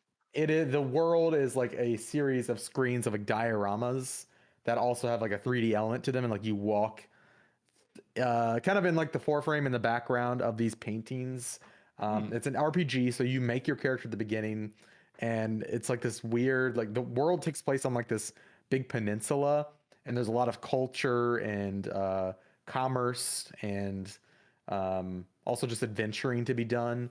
And I think it's inspired by Journey in that you will come across other players along your journey, and they will be with you for a short time maybe, but you're not going to like be making guilds or that kind of thing. But you can meet another player in a city potentially, and you communicate using symbols. So like if you visit the city, you will get the symbol for city, and you can use that to communicate with other players. And yeah, you are all on this like adventure. You can interact with it. They say like you can interact with it like and however you want. Like you could go and battle, and there's like I think they say on their Steam page there are 300 abilities to learn, and like 20 forms of different character creation sheets. Like you have classes, you have like I guess like race, you have like the god you were or the wind that you're from, like the northern or the western wind. It's a very deep game, but it is super intriguing. I need to go back and play it. It is a crime I haven't played more of this game. So that is actually going to be one of my Christmas games for sure. I've been dying to play it. It's just one of those games that you need to, I think, commit a little bit of time to really grasp all of its systems. And some of the quotes from like previews I've seen, I think Rock Paper Shotgun ran a headline that was like Book of Travels is an online CRPG that like served as the cure for my breakup with MMOs. And as a person who like once loved and adored MMOs, who has kind of found themselves struggling with them, like trying to, I'm the guy who always plays the new MMO, but like falls off because of like it's just a different kind of design. Like it's no longer really a social experience like they used to be. It's more of a theme park, amusement park, go and do all these things, which is great. But this game is like harkening back to the social elements of MMOs. So, sorry, this is meant to be a rapid fire thing. Book of Travels. I think Check it's it also out. in early access too. It is, yeah, and they're Nice. continuing to add a lot of content to it. Cool. Awesome. No, those are great call outs. Thank you for that. Marcus, how about you? Yeah, real quick, Devotion, which even though it technically released in 2019, as a lot of us know, it was a Taiwanese horror game that was pulled mere days after it came out because it had a meme sort of poking fun at a Chinese president and incurred the wrath of the government. It was a whole thing. So it was delisted for 2 years. Finally was relisted this year.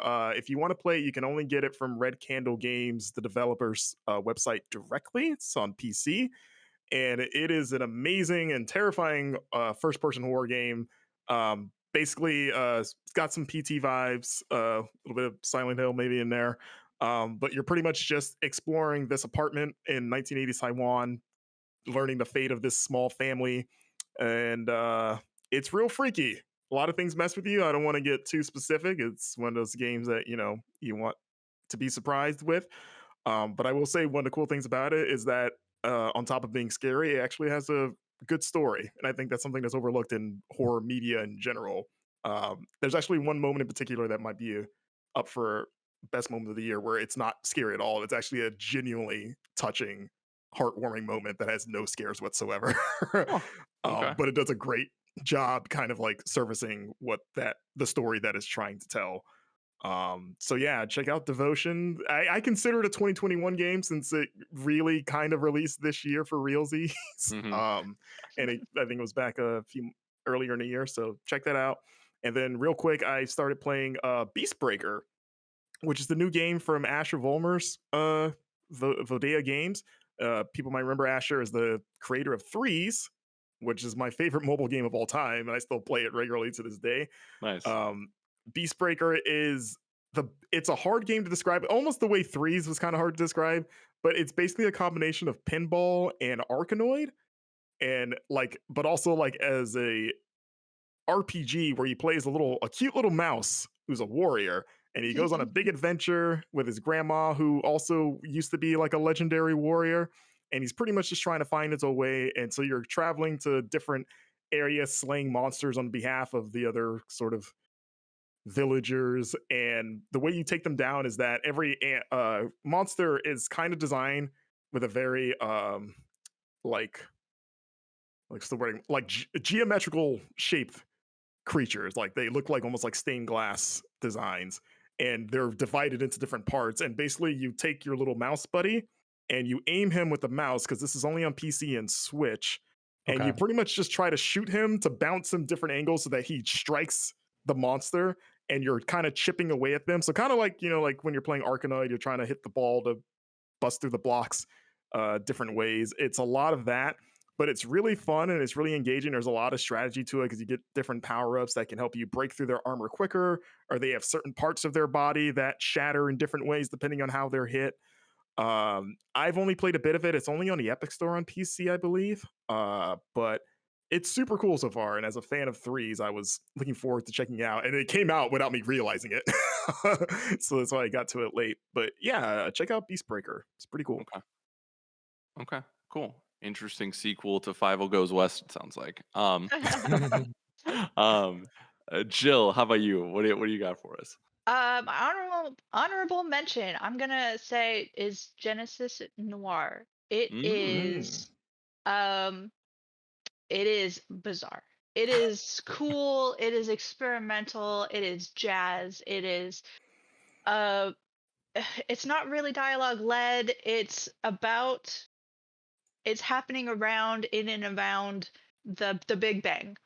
Like, it's big creation things. It's about the music and the movement and the feel, and just, you have to play this to understand anything of what I'm saying here, because you're like, at one point you're zooming around the galaxy and like playing the stars like a xylophone, or like going through like a big city, and like the buildings are lighting up, and it is just this really amazing experience that I feel like not a lot of people have been talking about, and it really is just like when you're in it, you're like, oh, this is art. This is happening. This Hmm. is something special.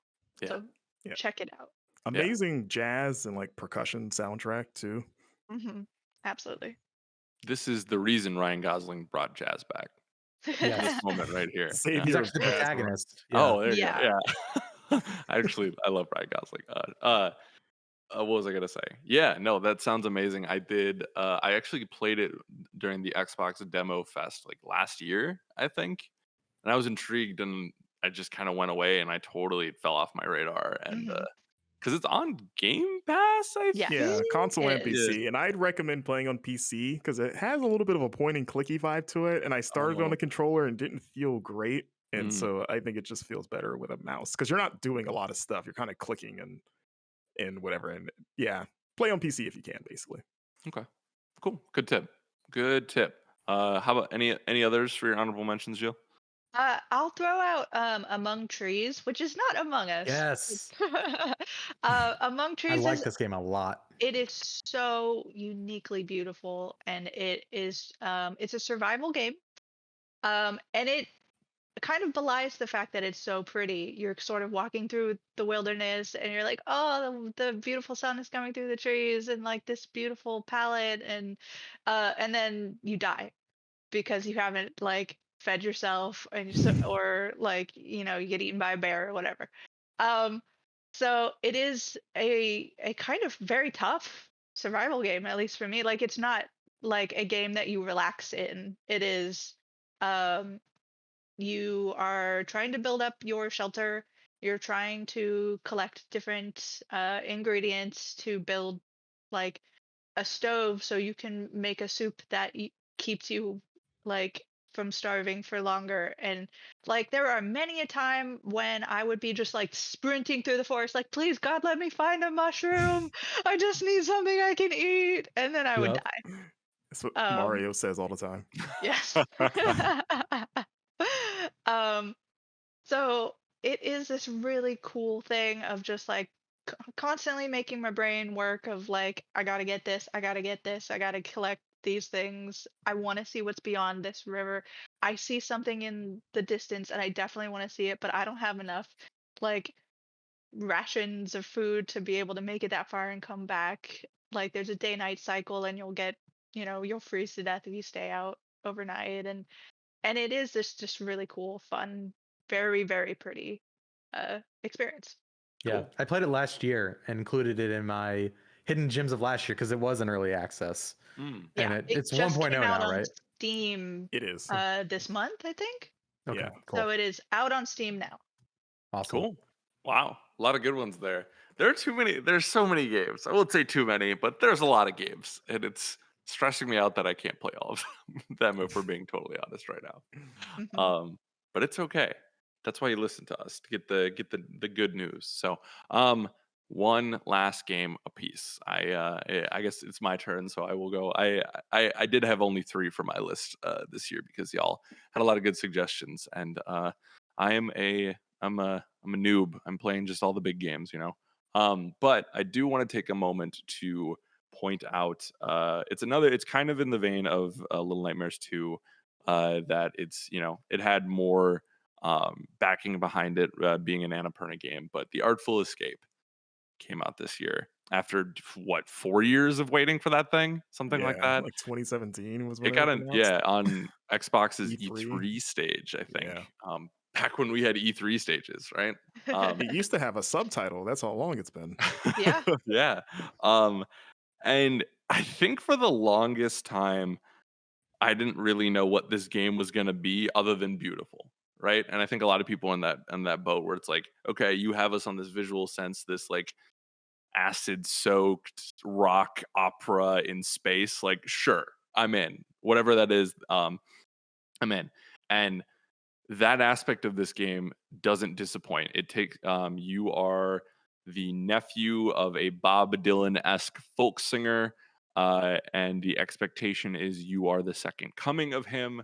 you don't necessarily want to be that, even though that's the world that has been presented to you and that's your path, right? And then it just gets bonkers from from there. You go to space. It's there's a little bit of a music game in it, but like you're playing for these interdimensional beings while also trying to figure out like who you are and your sound. And it deals a lot with um finding your identity. Deals a lot with imposter syndrome, which is a reason why I think I really gravitated towards it. And I wasn't expecting to love the story as much as the visuals, but I really did because I felt like all the performances were fantastic. Obviously, it helps when you have Cersei from Game of Thrones doing some of the VO, right, or Carl Weathers, but I thought the two leads were fantastic, and I'm blanking on their name. I'm bad with names. I don't know if you can tell that, viewers, but the leads were fantastic. I thought they held their own in this game, and the soundtrack is something I genuinely listen to on Spotify because it is so rocking, but also has good folk music in it too. A little more Mhm. popular folk, but and just it's an entire package minus.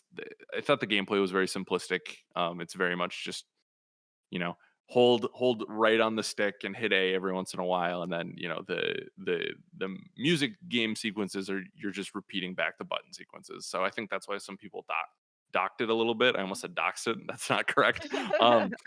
And but I think that's okay because the story that they were telling didn't overstay its welcome. You were in, you were out, you were on this amazing journey. And like I said about Little Nightmares too, this has some of my set pieces of this year. And it's kind of like um it's similar to, and bear with me, it's similar to how I feel about something like Blade Runner 2049, the movie. Like I feel like you could take a picture, a still of almost any image in Yeah. that movie, and you could hang it on your wall. And I feel like Artful Escape also channels that, where it's like there's some they put so much beauty into this game that I absolutely adored it, and I think it's one of the year's best for sure. I think some of the design of the game too, because it is so just run through and push a button for flair. Um, I think a lot of people ignored the fact that the design of the game is really good too, because you're playing around with identity. Identity is a lot of the theme of this game, and every kind of level you enter into has some different version of like basically character creation. It is basically a character creation game. Mm, Um, so like in one level, you're talking to someone in like a galactic wild late night theme who's asking you deep personal questions about your like insecurities, and you come up with like these wild things about yourself and who you like, obviously not true, but like they're fantastic things about your persona's identity. You come up with these amazing titles for yourself. At one point you dress yourself to match your now new persona, and there's this really great, like the ending is such a perfect like I have come to accept myself being this person, slow walk, yeah, sort of yeah. like feeling. It is Yeah. so good. Yeah. Yeah, they nailed the ending, and like I said, the story is brief. I think I beat it in like what 3 hours, 4 hours, something like that. Um, but I thought that was like the perfect amount for it because Marcus, you also enjoyed this game, right? Yeah, like I said, the themes of like imposter syndrome especially spoke to Yeah. me, Hmm. and I think it's handled really well. It's beautiful, soundtrack's awesome, and yeah, I 3 4 hours. I think it's again like we keep saying like squeeze in all these short games, and they start to add up. But if you can fit this one in, also on Game Pass, Hmm. it's worth sitting down for like an afternoon and just one shotting it. Yeah. And if you're still a sicko like me who likes 100%ing achievements, really easy 100% for those achievements. So, which I very much appreciated. But yeah, definitely a great experience. So, um, Alex Van Aken, I was how's it going? yawning. How's Hello. it going? Oh I yeah, we're still doing this segment. Yeah. yeah. Yeah. I know you. This is the game we've been building towards for you, right? Yes. Yeah. Yes. It is What is that called game? Inscryption. I'm sure you probably heard about it if you have been around the gaming space, on podcasts. You might have heard of it. Inscryption with a Y. It is a roguelike. They call it a roguelike.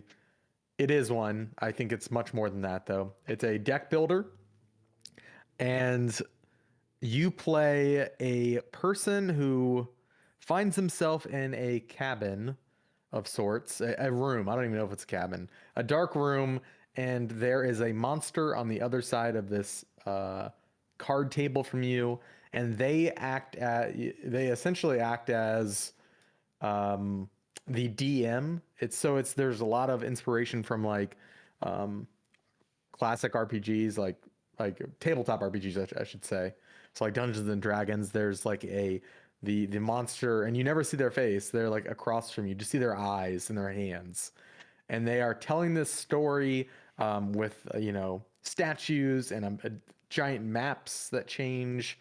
And like when you come across encounters, you might encounter something on the road. They will like put on a costume and like act it out, and it's all this like creepy set dressing for a really solid deck builder. If you're, it's kind of that classic like Hearthstone sort of, attack defense on your cards. You need to have, enough. In this game, you have to sacrifice squirrels. So you get 2 decks at the start. There are your regular like your main cards, and then you always have a deck of squirrel cards, and you have to play a squirrel on the battlefield, and then you sacrifice the squirrel or multiple squirrels to summon your real cards, because each card has a cost associated with it, a blood cost. Yeah. It's And basically Yu-Gi-Oh. Yeah. Yu-Gi-Oh is a better way to put it. Yeah. Okay. Yeah. Okay. I haven't now played I'm Yu-Gi-Oh in a tracking. while. But I if, forgot if that's what Yu-Gi-Oh Yu-Gi-Oh was is. like really occult and sacrificial and Yeah. horrific.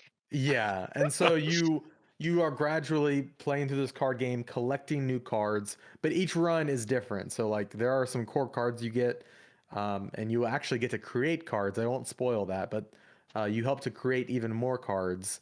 And as you play this game, you are getting these decks of cards. You are like deciding, okay, do I want to there's like an option you can come across on the road where I'm going to like cut up this card and put all of its power into this card. Now I'm going to sacrifice one card for another. There are like all sorts of like interesting occult sort of scenarios that you put your cards through. There are this is a weird game. I'm not convinced this is real. I it's- have it Here's, downloaded. like, I'm not convinced this is a real game. Here's the Have you thing, played it yet? though. No, I haven't touched it yet. It's so fantastic because I've played it all the way through. I want to nominate it as like the best ending because like at the end of this game, I was just like, what Van Aken is describing, and I'm trying really hard not to spoil anything, is only half the experience. Yeah. It's worth mentioning that the developer is Daniel Mullins, who made Pony Island and The Hex. So if you're familiar with those games, then that's probably all you need to know in terms of what to expect for Inscryption. Yeah. I would say also if you're like a fan of like Doki Doki Literature Club, this is probably a game for you. Mhm. I haven't even seen all of it. It is if you're a fan of Frog Fractions, you probably will like this game. These aren't real games. Yeah, like Yeah, that's kind of the point. it's Yeah. a game that subvert expectations. Okay. It's like I started playing this game because I had heard there are serious people who I take seriously who really were talking seriously about this game. So I jumped into it for like an hour, and I was like, okay, I really enjoy all of the stuff Van Aken's talking about, like this D&D vibe, these cards, but I get it. I have things I need to like check out. But then people are like, no, you don't understand. You need to keep going because there are things. This game goes places you will not expect. And they were so correct. So I jumped back into it and I finished it like basically in a sitting because I was just like, I can't stop. I have to keep going. I have to figure out what happens. So please, if you were like me and foolish and you picked it up and walked away from it, like get to the end of this game. Yeah, it's tricky because like I'm in it too. I've seen things, but I don't think I've seen the big stuff yet. But like I would say the one thing I wish the game did better was that if it taught you to play the actual card game a little easier. Um and maybe because like foundationally it's similar to Yu-Gi-Oh! Like I'm not joking when I say that. Like the Yeah. sacrificing stuff is straight up Yu-Gi-Oh! So that helped me kind of like, okay, like I can do this. But I kind of wish they would steer you a little bit in terms of teaching you how to build a deck, so to speak. I feel like Right. I'm kind of doing a lot of guesswork. Like, I guess I'll add this card or trying to apply like my general like deck building philosophies for this, and then realize like, oh, maybe that isn't a good idea, and that can be a little frustrating. And I could see maybe that's why some people might bounce because they're kind of like playing Right. almost blindly of like, I'm just adding these cards. Is this a good idea? It seems I kind of powerful. like that though, because I was like that, and then I've started each run. I'm like, I'm looking for this card now. I'm looking for, and I guess I do play some card games, but like not to the extent of like you and Yu-Gi-Oh.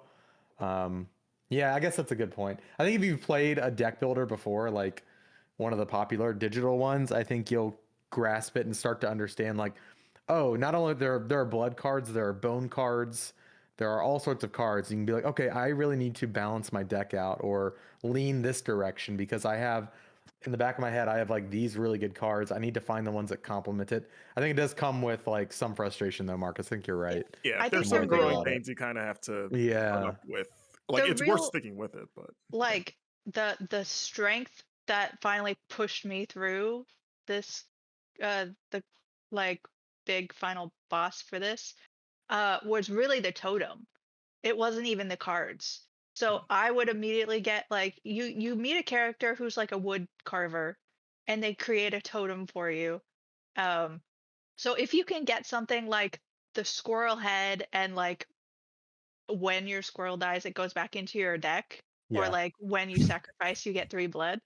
Like that's when you just trample everything because you no longer have to worry about the cost of anything and you are just steamrolling through everything. What I really want this game to do just a tiny bit better is to um push people out of the card game to walk around and do the puzzles because for a long time I was just playing the card game.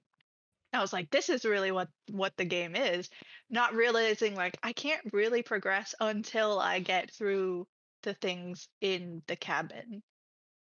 yeah, So there are moments where like things will point you in Tell that you. direction. yeah, Some of it's subtle, some of it's not, but like some of the bigger stuff is a little more like I would say Hey, go like, oh yeah, I should. Oh, I get what you're saying. I guess I should maybe look around a little bit. But yeah, that's definitely a good pro tip. Is yeah, don't be afraid to get up walk away. and yeah, walk around and look around for a bit. because Um, I like I love describing this game, and Alex, who yeah, hasn't played it yet, it just sounds like a fever. like It what? yeah, sounds like a Stadnik is fever dream. The Yeah. like squirrel audience totem, surrogate. The the squirrel snake body. totem. I'm convinced y'all just like got together in a side Slack channel and like let's mess with him. Let's see how he reacts to We this. haven't even touched on the Egyptian god cards. Yeah. What? Yeah. Um, Exodia. I'm surprised we haven't heard a Joey Wheeler impression yet. Yeah, right. Oh, that's later in the game. That's the Yeah. twist. There we go. Yeah. No, I think just out of pure morbid curiosity, because I'm not a deck builder guy, I think out of morbid curiosity, I need to check it out. It's been hard with Halo Infinite, if we're being totally honest. All my free time has gone to that. But I'm excited to try it nonetheless, especially with how many of y'all are so excited about it. So I really wish this is a me problem, but I'm a console boy and I really wish this was on Switch. I have a Yeah. hard time sitting at my Suck desk it and up. playing games. Sir. This is a But game I'm you can play with one hand. Yeah. okay. For sure. I did take my laptop down to the living room for a while to play this. So it's not a game that requires a lot of movement or Mhm. maneuvering. So Or I'm a strong GPU. Okay. Yeah. Do we know if it's on Mac? It's not. Poop. Okay. Because I have a Mac You laptop. can stream your desktop to your Mac though. I've done that before through Steam. Okay. Okay. Steam has an option. You can say stream this game, Oh, yeah. Okay. and that'd be good for this. I got options. Yep. Okay. Cool. Thanks, Alex. Marcus, what's your last one? My last one is Unsighted, Oh. which is hasn't been out that long, but it feels like it's been forgotten, even though I gave it a 9. But it is a Not top-down. salty about that, right? I know, right? It is a top-down Zelda Metroid style game. It's got a great 16-bit art style set in sort of a dystopian, I don't want to say cyberpunk future, but like sci-fi future where you play as this race of sentient robots who, after a war with humanity that they won, the energy source that gives them their humanity has suddenly started to disappear. And the problem with that is that once they run out of this energy source, which is called anima, they transform into horrible monsters called Unsighted. And you wake up as an amnesic robot warrior lady who is trying to find out where her lover has gone off to. She's missing, as well as kind of being the one that has to figure out how to bring anima back to the world because all of your friends are slowly dying. And the cool thing about this game is that it has an in-game timer. It's not real time, but every NPC you meet, and I like literally every single character you meet has a timer that counts down when they're going to become unsighted. And so, but there's not enough anima to go around. And this applies to vendors, quest givers, like everyone.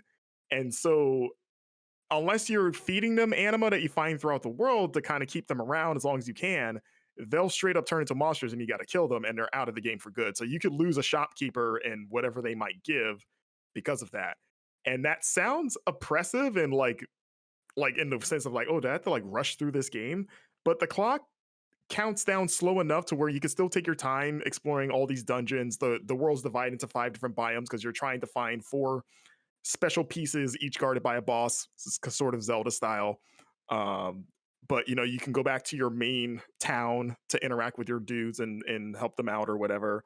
And the game does a great job emphasizing helping these people, but also not punishing you for losing them. So like when you give them anima, it'll build up an affection meter, like measured by hearts. And if you get them to like you enough, it'll open up either side quests that will tell you about more about themselves, or they'll give you like discounts in the stores that are really useful to buy weapons.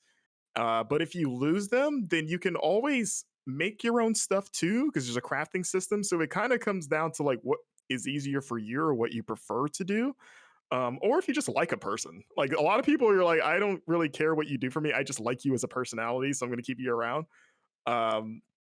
And what I love about the game too is that it plays so well. It is a very fast-paced action game. You have a sword and a gun, but you also get different melee and firearms. You can get like flamethrowers and shotguns and axes, and you can wield.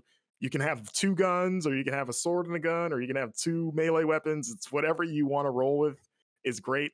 And combat's just going around slicing dudes apart. You got a really sick parry that'll knock foes back that feels so good to pull off.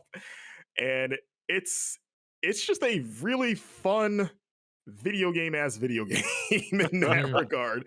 Like going around beating up dudes feels great. The dungeons are all, or even the biomes around them, they're all very distinct from each other and each have their own kind of special gimmick to them. There's like one that's like a fire factory where you're trying to turn on the power and you like pilot a mech to smash through walls. There's like an ice palace where you're sliding around and doing kind of ice puzzles. I think the boss fights in this game are fantastic and they're challenging in a good way, and they push you to use all your skills, and they also constantly evolve throughout the fight, so they never get stale. And this is, I will say, it's to the point where this is maybe the first game I can remember where the end game has a boss rush, and I was excited for the boss rush. Like normally those can be stressful, like, oh, I gotta fight all the things I fought again in a row. But like they do it in such a smart way where they'll throw like 2 of them at you at the same time. But instead of being like, oh crap, you're like, oh, let's go, let's do it, because you're so powerful by the end of the game with all the different abilities.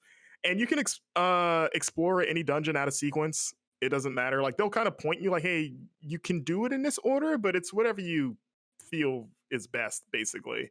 And the abilities that you get along the way are really cool. There's like a Beyblade top that you can get that you can ride around on and like slice through enemies, and you can ride these rails to reach new areas. Like just really creative traversal options. And for like a top-down game, you don't really see a lot of platforming in those kind of, like, you know, top-down Zelda isn't, you're not going around jumping on ledges and stuff. This game does, and it feels really good. Like you can run, sprint, jump, ledge grab. It all feels super polished. It's just all around just an incredibly well made game, and I still feel like it's not really getting the love that it deserves. So this is me once again shouting out Unsighted. Check out my review, 9 out of 10, high score. It's awesome, and like that time premise, I think is what really sets it apart. Like I love that they don't shy away from that or like chicken out on it. Yeah. It's cool. Definitely. Sweet. I'm about an hour and a half into it, and I think I just got overwhelmed with the time idea. But I'd like to go back to it because all that you're saying, plus I'm playing it on the OLED.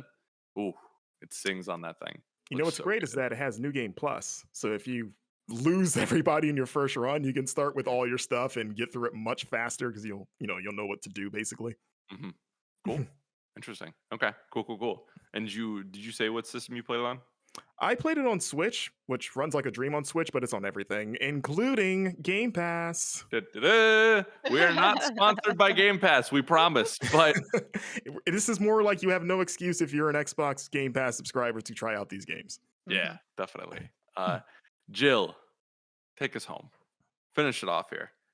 Okay, I'm gonna finish off with a game that I am personally just in love with, and it is a very unique, but doesn't seem perhaps unique, and that is Blaseball. I am a huge fan. Now, I'll start out by saying I'm not a huge fan of sports. I'm not a big sports person. I'm not a big sports game person, but Blaseball is only pretending to be a sports game. Okay. So the basic idea is it is a game with the framework of baseball, where you've got 24 teams. They play games against each other. It's all numbers generated. You see them sort of represented in a little diamond, and stats and whatever. You pick a team, you root for them. The mechanics are basically like betting, but no real money. It's all fake game money. The game is a browser game, Okay. so you just open up a tab and you let it go in the background. It is not play like it goes whether you are playing it or not. Yeah. It runs. It has traditionally run over run it runs over a week, and it is just what it really is some weird cosmic occult wild, like you are umpires incinerate players on like for no reason. You have like foul necromancy is summoning people from the beyond, and Yeah. you are trying to blaspheme against the baseball gods. You are trying to like get as much coinage as possible to buy votes, because at the end of the week there's a big election and you just change totally the concept of the world sometimes, or like little things. So sometimes you, like one of the earlier ones was eat the rich. So if people accumulated too much money, they would have that all taken, and everybody who was playing would get all of their coins and be able to like buy their own votes with that. But then you have things like we've summoned a giant squid monster out of nowhere that is in charge of the Hall of Flame, which now houses all of our once incinerated favorite players, which we can throw peanuts at in order to somehow summon them. Like, it is a game similar to Inscryption that it is hard to explain, and when you talk about it, you sound like you're having some sort of fit. It's kind of like D&D, right? That's what I've always kind of had in my mind. Right? It's gone off the rails, D&D. Like, the cool thing about it is the players, are interacting with it in a way we are trying to break the game. And the developers are trying to keep everything going. And sometimes you come up with scenarios that just completely baffle them, and things go in a different direction that you were never expecting. You have a player like Jalen Hot Dog Fingers who comes back and starts like taking people from like uh from like the planes and throwing them into other planes and like killing them instantly or like whatever. Um so wild things just sort of happen throughout, and it's really kind of hard to miss because or it's easy to miss because if you just tune in and you're like, okay, they're just playing baseball and they scored this and they scored that, like you sort of have to be watching constantly to like see the cutscenes and to see what's going on and to get involved with like the Discord is a really good like place, and then you feel like the community is really a cool thing. Like this is a game to play with other people. So I've gotten like friends and family involved, and like they've picked different teams, and like my husband's team just won the like first baseball league of short circuits, so he was very excited about that. Um and they are currently on like they stopped the original run. They're doing a series of short, weird cosmic rule games to sort of figure out what they want to do with the final release. And then the next version of this is going December 6th, if anybody wants to jump in. Um, and I am hoping that means that like the actual like 1.0 release is coming out soon. But I am just so entrenched in this thing that is not baseball, that is not D&D, that is got elements of horror and elements of like cosmic craziness, and it is so fantastic and it's so easy. You just open a tab in your browser, type in baseball, and you're good to go, you know. Wow. Once again, in combination with Inscryption and Blazeball, because I've seen people talk about it. Like people on the timeline have been very excited about it. I've never had a clue like how to interact with it or what it is, but that sounds bananas, and I'm kind of here for it. So wow, that was a talker. We did it though. We got through.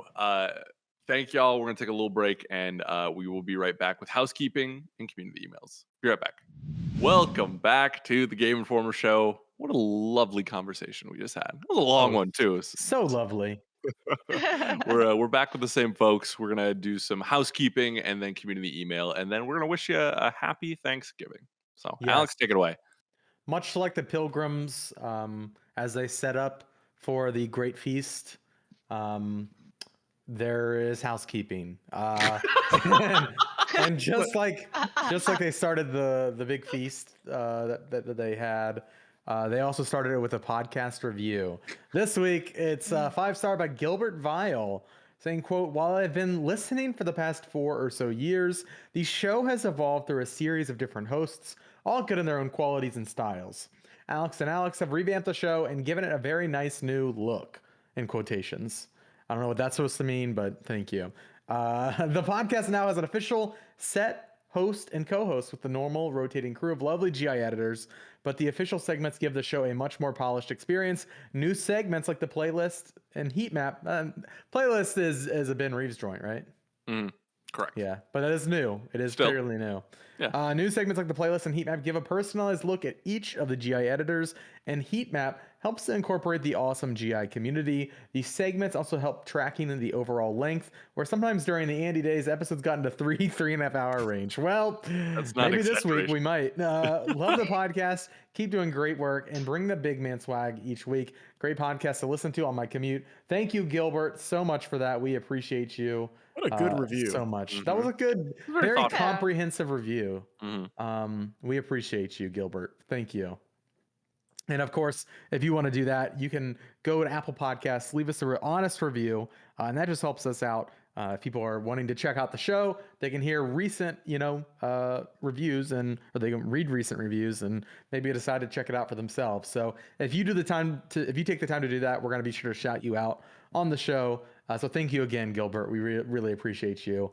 Moving on, Thursday stream. Nothing. I'm sorry. If Go home. If you have to spend, Thanksgiving with people you don't want to spend it, we won't be there as a distraction. I'm sorry. But Sorry.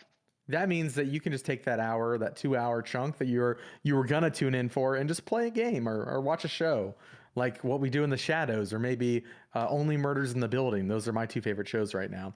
So no Thursday stream this week. We'll be back next week. Twitch.tv/Game Informer for the regularly scheduled appointment viewing. Of course, it's always 2 p.m. Central. Moving on, notable YouTube videos. Halo Rapid Fire. We had a rapid fire with Joseph Staten, correct, Alex? And how did that go? We've been promising it for like 3 shows at this point, but yes, I've had to move some things around, but it should be up when you are watching this, and that's all I'll promise right Keyword now. should. Yeah, we'll see. No, that one's for sure going to be up before Thursday. So okay, so go over youtube.com/Game Informer, check it out. I know I've got a video coming on Friday that I've been working on for months now. I finally had time to finish it. If you're a fan of Deathloop, be sure to tune into the YouTube channel. Yeah. And then of course, we've got all sorts of like Thanksgiving features this week. As we head into the holidays, we're kind of pre-prepped some stories so that there will still be stuff on the website if you want to stop by during the holiday break. And, some very fun, Thanksgiving themed stories too. So that's all I'll say. GameInformer.com for all of that. Of course, follow everybody from the show this week on social media. You can follow Ty from earlier at OW Oathkeeper. You can follow Alex Stadnik at Stadnik76. Follow me at It's Van Aken. Follow Jill at Finruin, FINRUIN. And follow the one and only Marcus Stewart at Marcus Stewart 7. So maybe not the one and only, but the 7th Marcus Stewart out there. The luckiest. Seven's a holy number, Yeah. The luckiest, as Marcus says. So yeah, that's where you can find us on all the socials. Go follow us. Go say hello. We'll be sure to say hello back. And go check out our other podcasts, Video Gameography. It's our history. It's not... Marcus, you're a host on that. Would you describe it as a video game history podcast, or is it more so like a look back? It's like a mix of history, retrospective, lore Okay. discussion. It's fun. It's edutainment, you could say. Edutainment. There you go. It's like the show Hysteria, everyone's favorite Warner Brothers cartoon. Yeah. Fun history. Yay. Go check out Video Gameography on all the podcast apps. And also All Things Nintendo, which is hosted by Brian Shea. It's our weekly Nintendo podcast. I know last week our production director, Margaret Andrews, was actually on the show. And a rare appearance. Margaret is a powerhouse behind the scenes, but she went on the show and talked about the Animal Crossing expansion, and it was a delight to listen to. So go check that out. And that's it for housekeeping, Alex. Back to you. Back to me. Thank you, sir. Also, I heard a rumor you were born on the first Thanksgiving. Can you confirm or deny? Yeah, my birthday is on Thanksgiving this year. How tragic. And I'm the reason that Thanksgiving exists. This is an inside joke that nobody will get unless you're hanging out with me, Alex, and Jesse Vitelli this past weekend. Well, But now yes, they'll know. I am the reason for Thanksgiving. My birthday is on Thursday. Yeah.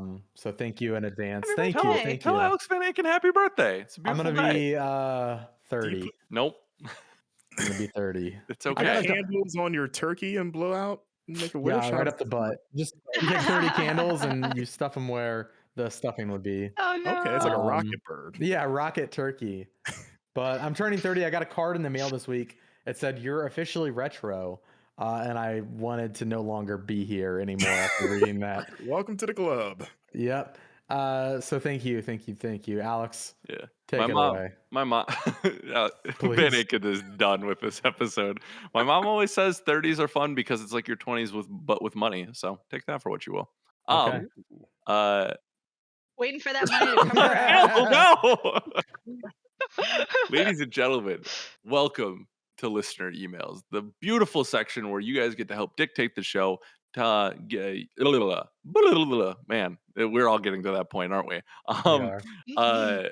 Podcast@GameInformer.com is where you can send your hopes, dreams, games, questions, the whole thing. You know it, you love it. You can also send your questions to our Discord channel, which, Alex, how do people get access to that? By subscribing to our Twitch channel over at twitch.tv/Game Informer.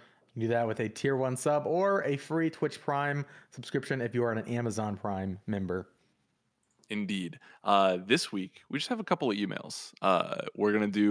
We're gathering hot takes again for heat map in the future, but today we're just sticking with a couple of fun things from The tried and true. Yeah, exactly. So this first one is a game from the one and only Attack Corgi. You may be familiar with him. He says, "Hello all. Below is a list of game properties, which I want the panel to rank based on their personal fatigue of said franchise. But in the spirit of Thanksgiving, also known as Alex's birthday, I'd like the panel to rank them using terminology for the holiday. So the first example, starving. I haven't had anything for what feels like years and I need more. Satisfied. I'm satisfied, but I could have seconds in a moment, you know? Or stuffed. Please no more. There's literally no more room left in me." Where did these terms See, come from? the trick to Thanksgiving, you eat plate 1, Mhm. then you drink a cup of coffee, and then you have Oh. room for plate 2. And 3. Well, you have to have a coffee in between each one Okay, I see. to, you know, The end of the Just night, kinda you're people cleanse can piece things together. I think Right. they understand how coffee affects the anatomy. How coffee you works. gotta Yeah. combat the itis. Exactly. Alrighty. So if you're loving something, you know, you're still starving. Right? If you're loving a franchise, you're starving. If you're like, I'm good, but like we'll see where this goes, like you're satisfied. And if you don't want any more, if you are satiated, then you're stuffed. Gotcha. Sound good? We could try it. This is a good first one to try it out. Marvel games. Stuffed. To the brim, it would seem. Starving. You don't want any more? Oh, okay. Keep 'em- Interesting. I'm a comic book fan, so I'm not sick of the MCU or comic book films yet. I'm a guy that's like, maybe because I'm so conditioned to buying books week to week, so I'm just used to regular deluge of comic stuff. So I'm just like, keep it coming. Okay. Jill, how about you? I know we just did all the rankings, but whatever the middle one was, Satisfied. Satisfied. I'm satisfied. Like, I feel sometimes I'm stuffed, and then I get a new announcement, and I'm like, oh, that's actually really cool. So For I'm sure. in the middle. I'm with you, Jill. I am satisfied. I've enjoyed more of the cadence of like one a year, but it sounds like that is we're going to a buffet apparently for Marvel, and that is not the case anymore. So I could see myself getting like uncomfortably full very quickly, but for now it's like, yeah, I'll nibble off a little bit more of that sweet Spider-Man. You know, that'll be my dessert. Van Aken, you said That what? That's a really good mental image. I enjoy. Yeah. I mean, Just sitting on my Thanksgiving table is a I'm Spider-Man. just gnawing on his Tied foot. up. Okay. Alrighty. Here's another one. Star Wars games. Satisfied. Okay. Want to elaborate? Or you're a one word type of guy? I'm satisfied, but I could have seconds in a moment. That's the definition. Well done. If we're talking single player experiences, starving. Okay. But like, you can't just have one section of the Thanksgiving table. You get the whole thing. Well, we don't really get a ton of Star Wars games anyway, because EA had that locked down for such a long time. So we're only now starting to hear announcements from like Ubisoft and other studios, and I guess possibly Quantic Dream. God help us. Yeah, in general, like I would love more cool Star Wars games that aren't another Battlefront. Okay. Yeah. Okay. I like that. Yep, I'm in the starving camp too. Nice. The more you think about it, we maybe could I see am. more. No, I'm sticking with satisfied. You're starting to smell the scent from the kitchen. You're I'm like, definitely going for seconds. Definitely. I'm split on this because like I really want more, but I don't want my metaphorical mom here to like overload my plate. So I may tell her I'm like satisfied, but I eat a little bit more. You know what I'm saying? Because like I want Fallen Order 2. I would gladly take a Battlefield that is not predatory at launch. Or anytime, yes. Yeah. They save that for dessert. I'm open to this a little bit more than I am Marvel because I think you can do more things. Also, with this. KOTOR. Oh, yeah. that remake. Yep, the remake's coming. Yep. Yeah. So Maybe I I'm starving. The more I think about it. You're starting to look at the menu and really think like, ooh. Mm, Yeah, because I was really disappointed by the last trilogy of Star Wars Mhm. and the fandom around it, and I kind of like have kind of stopped interacting with it. But the Yeah. games are a different story the more I think about it. Yes. I really like Star Wars games, and I think they tell. I mean, a lot of the Say games told better stories than the movies. I don't think Yep. that's controversial. No. You're supported here on that one. So yeah. yeah, maybe I am starving actually. Here's the deal. If they get into like the High Republic, which is the book series that they're kind of revealing or releasing right now with comics and actual books, if they get into that and for the games, I'm taking my belt off and I'm bellying up to the buffet. Like I'm ready to go. Isn't that the one that Quantic Dream is rumored to be working on? No, Is that the one that's no, supposedly set in High you Republic era? you just farted in the turkey for me. Thank you. Oh yeah, we'll see about. I hope that's not, but you know, I like we'll the see. image of farting in the turkey, just for people to, mull over. Really pull it. Yeah, yep, Yep. it's a Classic grandpa always farting in the turkey. That's why we keep him out of the kitchen. that rascal. Here's a good one. Grand Theft Auto. Crowd goes silent. Satisfied? It's Okay. weird.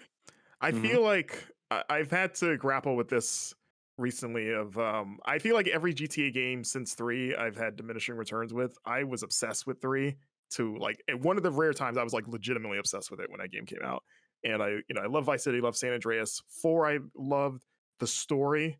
5 I outside of the world I really didn't like the story at all. Hmm. And I've never engaged with GTA Online. Not that it's bad, I just doesn't interest me. Yeah. But like it's been long enough now where I'm wondering what they could do outside of making another cool world, like storytelling wise, to make me genuinely excited. Like outside of the fact that like, oh, I'll play it because it's a new GTA, of course. Mhm. But to actually get me hyped for it, I feel like I'm not as ready for GTA 6 as maybe other people are. Um, Not that I'll again, if I see the announcement, like, oh, cool, but I'm not like, oh, where is it? I'm just Mhm. like, it's gonna happen. Like, it's not a if, it's when. Um, I'd rather take another Red Dead over GTA 6 personally, but I Yeah. also, I love westerns and cowboy stuff. um, but also those first two games are phenomenal. So like, but yeah, I'll play another GTA. So yeah, satisfied. Okay. I think I'm Okay. starving. Oh, let's I'm eat. tired of GTA 5. I mean, there's only been 5 games over the course of 30 Yeah. years. Not counting those handheld games, I guess. True, yeah. Vice City Stories, Liberty City, yeah. More than 5, but those are the core ones, I feel like. Yeah, definitely. I want more. Okay. Jill, how about you? I'm full. You know? Yeah. It's like someone was like, "Oh, did you want another bite of this broccoli concoction?" No. I've had enough. Politely decline. Okay. I'm actually in the Jill camp. I am stuffed as well, and I think, but my reasoning is Rockstar has a special ability to tell video game stories, and I think that was very evident if you played Red Dead 2. I mean, like Red Dead 1 is fantastic. You know, there's some great stories in GTA. I'm not saying there's not, but I want them to push out of the crime family genre, right? Like I want to see what they can do with other stories out there, which is why I love Red Dead 2. I mean, it's still crime, right? It's just, has a different sheen to it, but I'd be curious to see what they could do with a new setting and not feel like they have to be beholden to always telling Goodfellas type of thing. You know what I mean? Yeah, I also don't think I can do another kind of cynical satire of like American culture. Yeah. After the last few years, it feels like we live in GTA, honestly, with how For ridiculous real. things have gotten. It's like, I don't even know how, as a writer, you can satirize the things that have happened. It's like, I don't think I'm just up for that right now. I'd What if rather, they make fun of other places? I mean, if they said it anywhere else outside of America, that would be wonderful. That would be the quickest way you could make me interested. Like England, Japan, anywhere else 'Cause than the United States. this is totally rumors, but the rumor I thought I read was that it was gonna be Vice City, but then you could go down to Cuba, right? That's Far Cry. No, No, I'm just kidding. yeah. I feel like I sort of have this vaguely in Yeah, my and it was head like it was gonna too. Maybe it was it was just That gonna a be would rumor kind of of be like a some Red sort. Dead moment where like, when you go to Mexico and Red Dead, it would be similar like in this where you go to Cuba and you have like this whole other play space. yeah, as cool as that sounds to do like a modern version of Vice City, at the same time, that's still retreading Yeah, old ground. I agree. So Yeah. it'd be cool for a second, and then you're like, actually, wait, Yeah. give me a new Bully or a new Red Dead. There we go. Yeah. Cool. We have Attack Corgi gave us a list of 11, but I think we'll do 2 more. Let's do Metroid. Let's talk about Metroid. How we feeling? Who's hungry? So say we just got a helping of Metroid. This is I know. That's why I just think this is a good one. I could start if no one else was. I am freaking starving. I'm hungry, baby. I want more. I want give me more. I say that because I think, I'm encompassing like, the Prime series in this as well, right? I feel like Dread we know Dread is one of the best selling Metroid games out there already, which is very exciting. I feel like that studio with, after finishing Dread and no spoilers, I feel like that studio made a statement saying, look, we can do Metroidvanias with the best of them, which is, a challenging thing these days because there's a lot of people doing great Metroidvanias.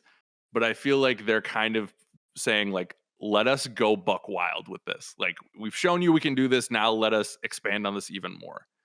So that's exciting, and I hope they have a future in that. But on top of that, I never played the Prime games. I never played Metroid Prime 1, 2, and 3. So I want those two. I want to play them. I want the often rumored remaster or whatever collection to exist because I think that'd be a great way to build into Metroid Prime 4. And if we could get multiple years in a row of Metroid, I'd be a very happy boy. So I'm starving. I want more, and I think yeah, that's how I feel. yeah. I guess I'm there with you. I love Metroid. I would I would love if they went back to sort of the cadence of like the 2000s. We're discussing this in video gameography. We're in the Prime series now about like how spoiled we kind of were in the 2000s because we got we got Prime 1 and Metroid Fusion the same day in 2002. And then Prime 2 was only a couple years later, and then Prime 3 a couple years after that. And then the handheld game like Zero Mission and stuff was all in that time period. Like there was a lot of Metroid within those like 5 or 6 years. Yeah. And it felt like nobody was sick of it because they were good. So if we could get back to that or something closer to that than what we've been on, there's like these long droughts between real releases. Um, I would be happy with that if they're all to the same quality as Dread. But continue to push like new ideas. Like I'm legitimately pumped for Prime 4. I love those Prime games. I'm playing Prime 3 right now. So yeah, I guess I'll say starving. Sure. Yeah, let's eat. Dread's Let's do great. it. Yeah. I like Metroidvanias quite a bit. Love many of them. Never actually played a real Metroid game. So I always wanted to play Prime, and I bought Prime for my GameCube, and then decided, oh, I bet they're gonna. Well, the rumors are coming out like, oh, there's a Switch trilogy coming. I was like, well, I'm gonna wait, and so I've still never played them. So yeah, and Dread came out, and I just wasn't in the mood for a Metroidvania in general. Fair. And yeah, so I don't know what I am. I'm indifferent. Would that I'm be allergic. satisfied? No. You're picking at your food. Satisfied, I think. I want to play them, but I'm not dying to. Yeah. Have you played a real Vania game? And by that, I mean Castlevania. I have. Yes, I have. Just curious. The original Castlevania games I have played. Like pre-Symphony. Yeah. Jill? Yeah. And then I'm in the same sort of boat as Van Aken. I'm satisfied. I love the energy that Metroid brings to the world, and obviously those games started half a genre, half the name of their genre. so like there are a lot of Metroidvanias out there, but obviously this is the one that kind of kicked it off. And so yeah, I'm happy to see more. I'm not like chomping at the bit. Okay. Well, Marcus and I can save you a spot at the table. We'll get there Yeah. first. Yeah. Depending on how long you take, we'll make you a plate, I guess. Yeah, it'll be in the Okay. microwave. It's the same plate that had the turkey that got farted on.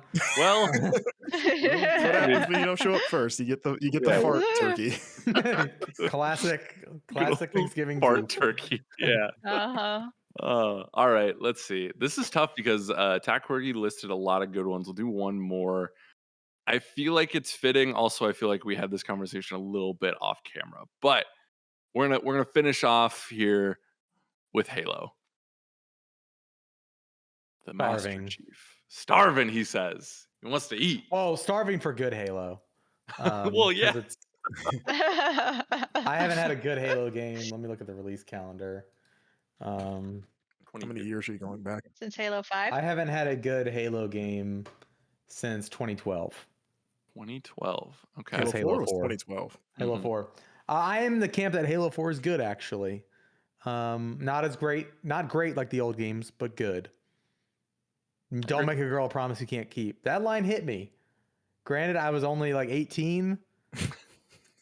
Just But coming it into hit your me. feels. Yeah. Actually, no, I was like 20. You 19. adopted that philosophy to your real life. I did. I said, Kayla, in our wedding vows, I said, don't make a girl a promise you can't keep.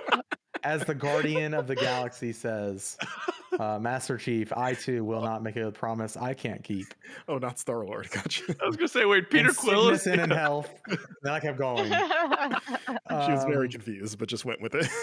Yeah, I was massively disappointed by Halo 5. Massively. And I was one of the sickos that listened to the whole podcast too.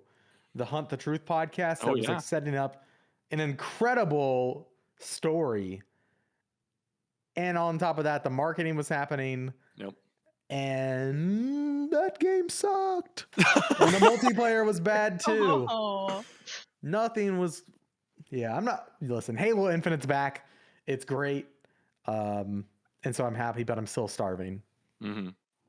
Yeah, it feels like just like I'm starving for more multiplayer maps already. They're all great, but I'm like, just give me more. yeah. just I'm give me piling more. up the plate, baby. I'm having like 3 cups of coffee with this. Yeah. I agree. I'm starving. For all the reasons you listed, and I think Halo has a lot of great stories to tell in it too. And I think we've seen with like Reach and ODST that even if you jump off of Master Chief, there's still a lot of amazing stories. So like, we don't know. I hope they do that again. Yeah, I would love to see that, especially since it feels like 343 has really nailed the feeling of Halo again. It'd be great to see what other stories they can pull in. But I mean, if it's just more Master Chief, it's more Master Chief, and I'm doing okay. But yeah, I'm with VA. I'm starving. So nice. I'm satisfied. I've never been a huge Halo guy. I like Halo, but I've never really been like, oh my god, Halo. So when a new one comes around, it's like, oh, that's cool. I'll play that, I guess. But I'm not really invested in Halo's lore. Don't ask me anything about what's happening outside of maybe broad strokes.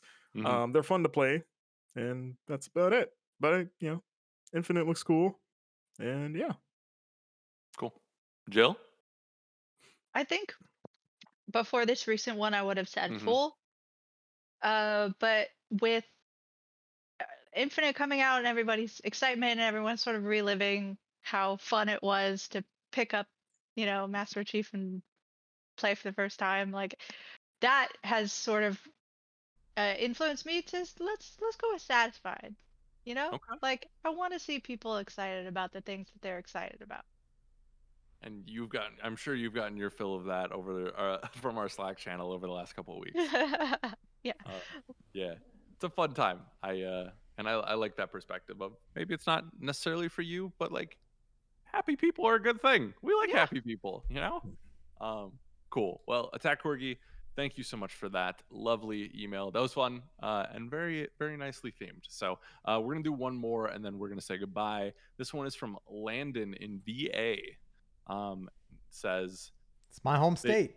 Yeah. I thought he was inside of you. Oh, I guess I am VA and I'm from VA. Yeah. Because I'm from Virginia. Yeah. Whoa. Meta. No, that's a different company. Oh, okay, you're right. TM. Landon writes in and says, I never understood the segment of giving, or excuse me, the sentiment of giving player 2 the crappier controller. For me, player 2 is usually a friend or family member who may not be as used to a game as me, so I usually let them have the edge and use the better controller to play with. Do you all have a player 2 your old, do you ever give player 2 your worse / older controllers when you game? From Landon. See, here's the thing, Landon. You got to understand. Now, granted, for most of my life, I always had two of the same like standard controllers. I was not a fan of buying third party stuff.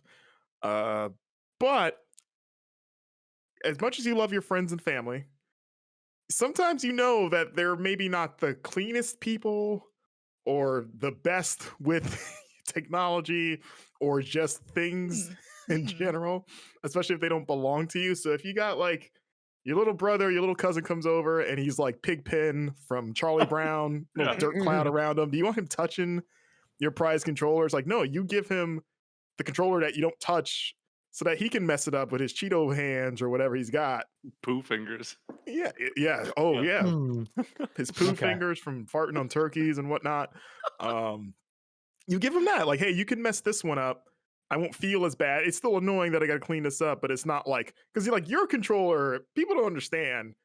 Everyone has like their controller, right? Like, it's like your sword almost. It's like, we've been on a lot of, look, Van Aken's holding it up right now.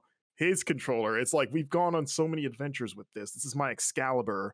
No one wields this but me unless you're real special. And even when you pick up another controller, it could be the exact same controller, but it always feels different. It does.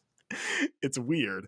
And so like you give them that one. And in a way, it's just because it's different doesn't mean it's bad. It could be the less used one, so it's newer for them, you know? Mm. But generally, people are grosser than you probably. So you give them the one that you don't want them to mess up. I'm with Marcus.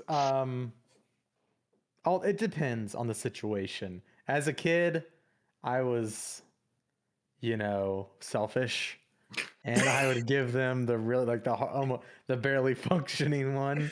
It's like Especially if we're playing Halo against each other. No, I'm kidding. I actually would. Now that I think about it more, I always like the challenge of if we were playing Halo, I'd give them the good controller. And I'd play on the bad controller, and I'd be like, I gotta beat him with the bad controller, because I had one good controller and one like $11 Mad Catz controller that barely functioned. It had like 7 buttons that didn't even do anything.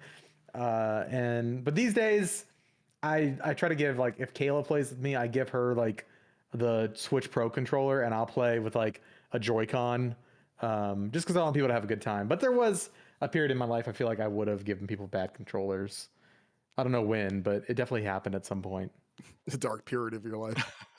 And also, yeah, to Marcus's point, I just bought this Xbox 20th anniversary controller. Nobody's touching this but me.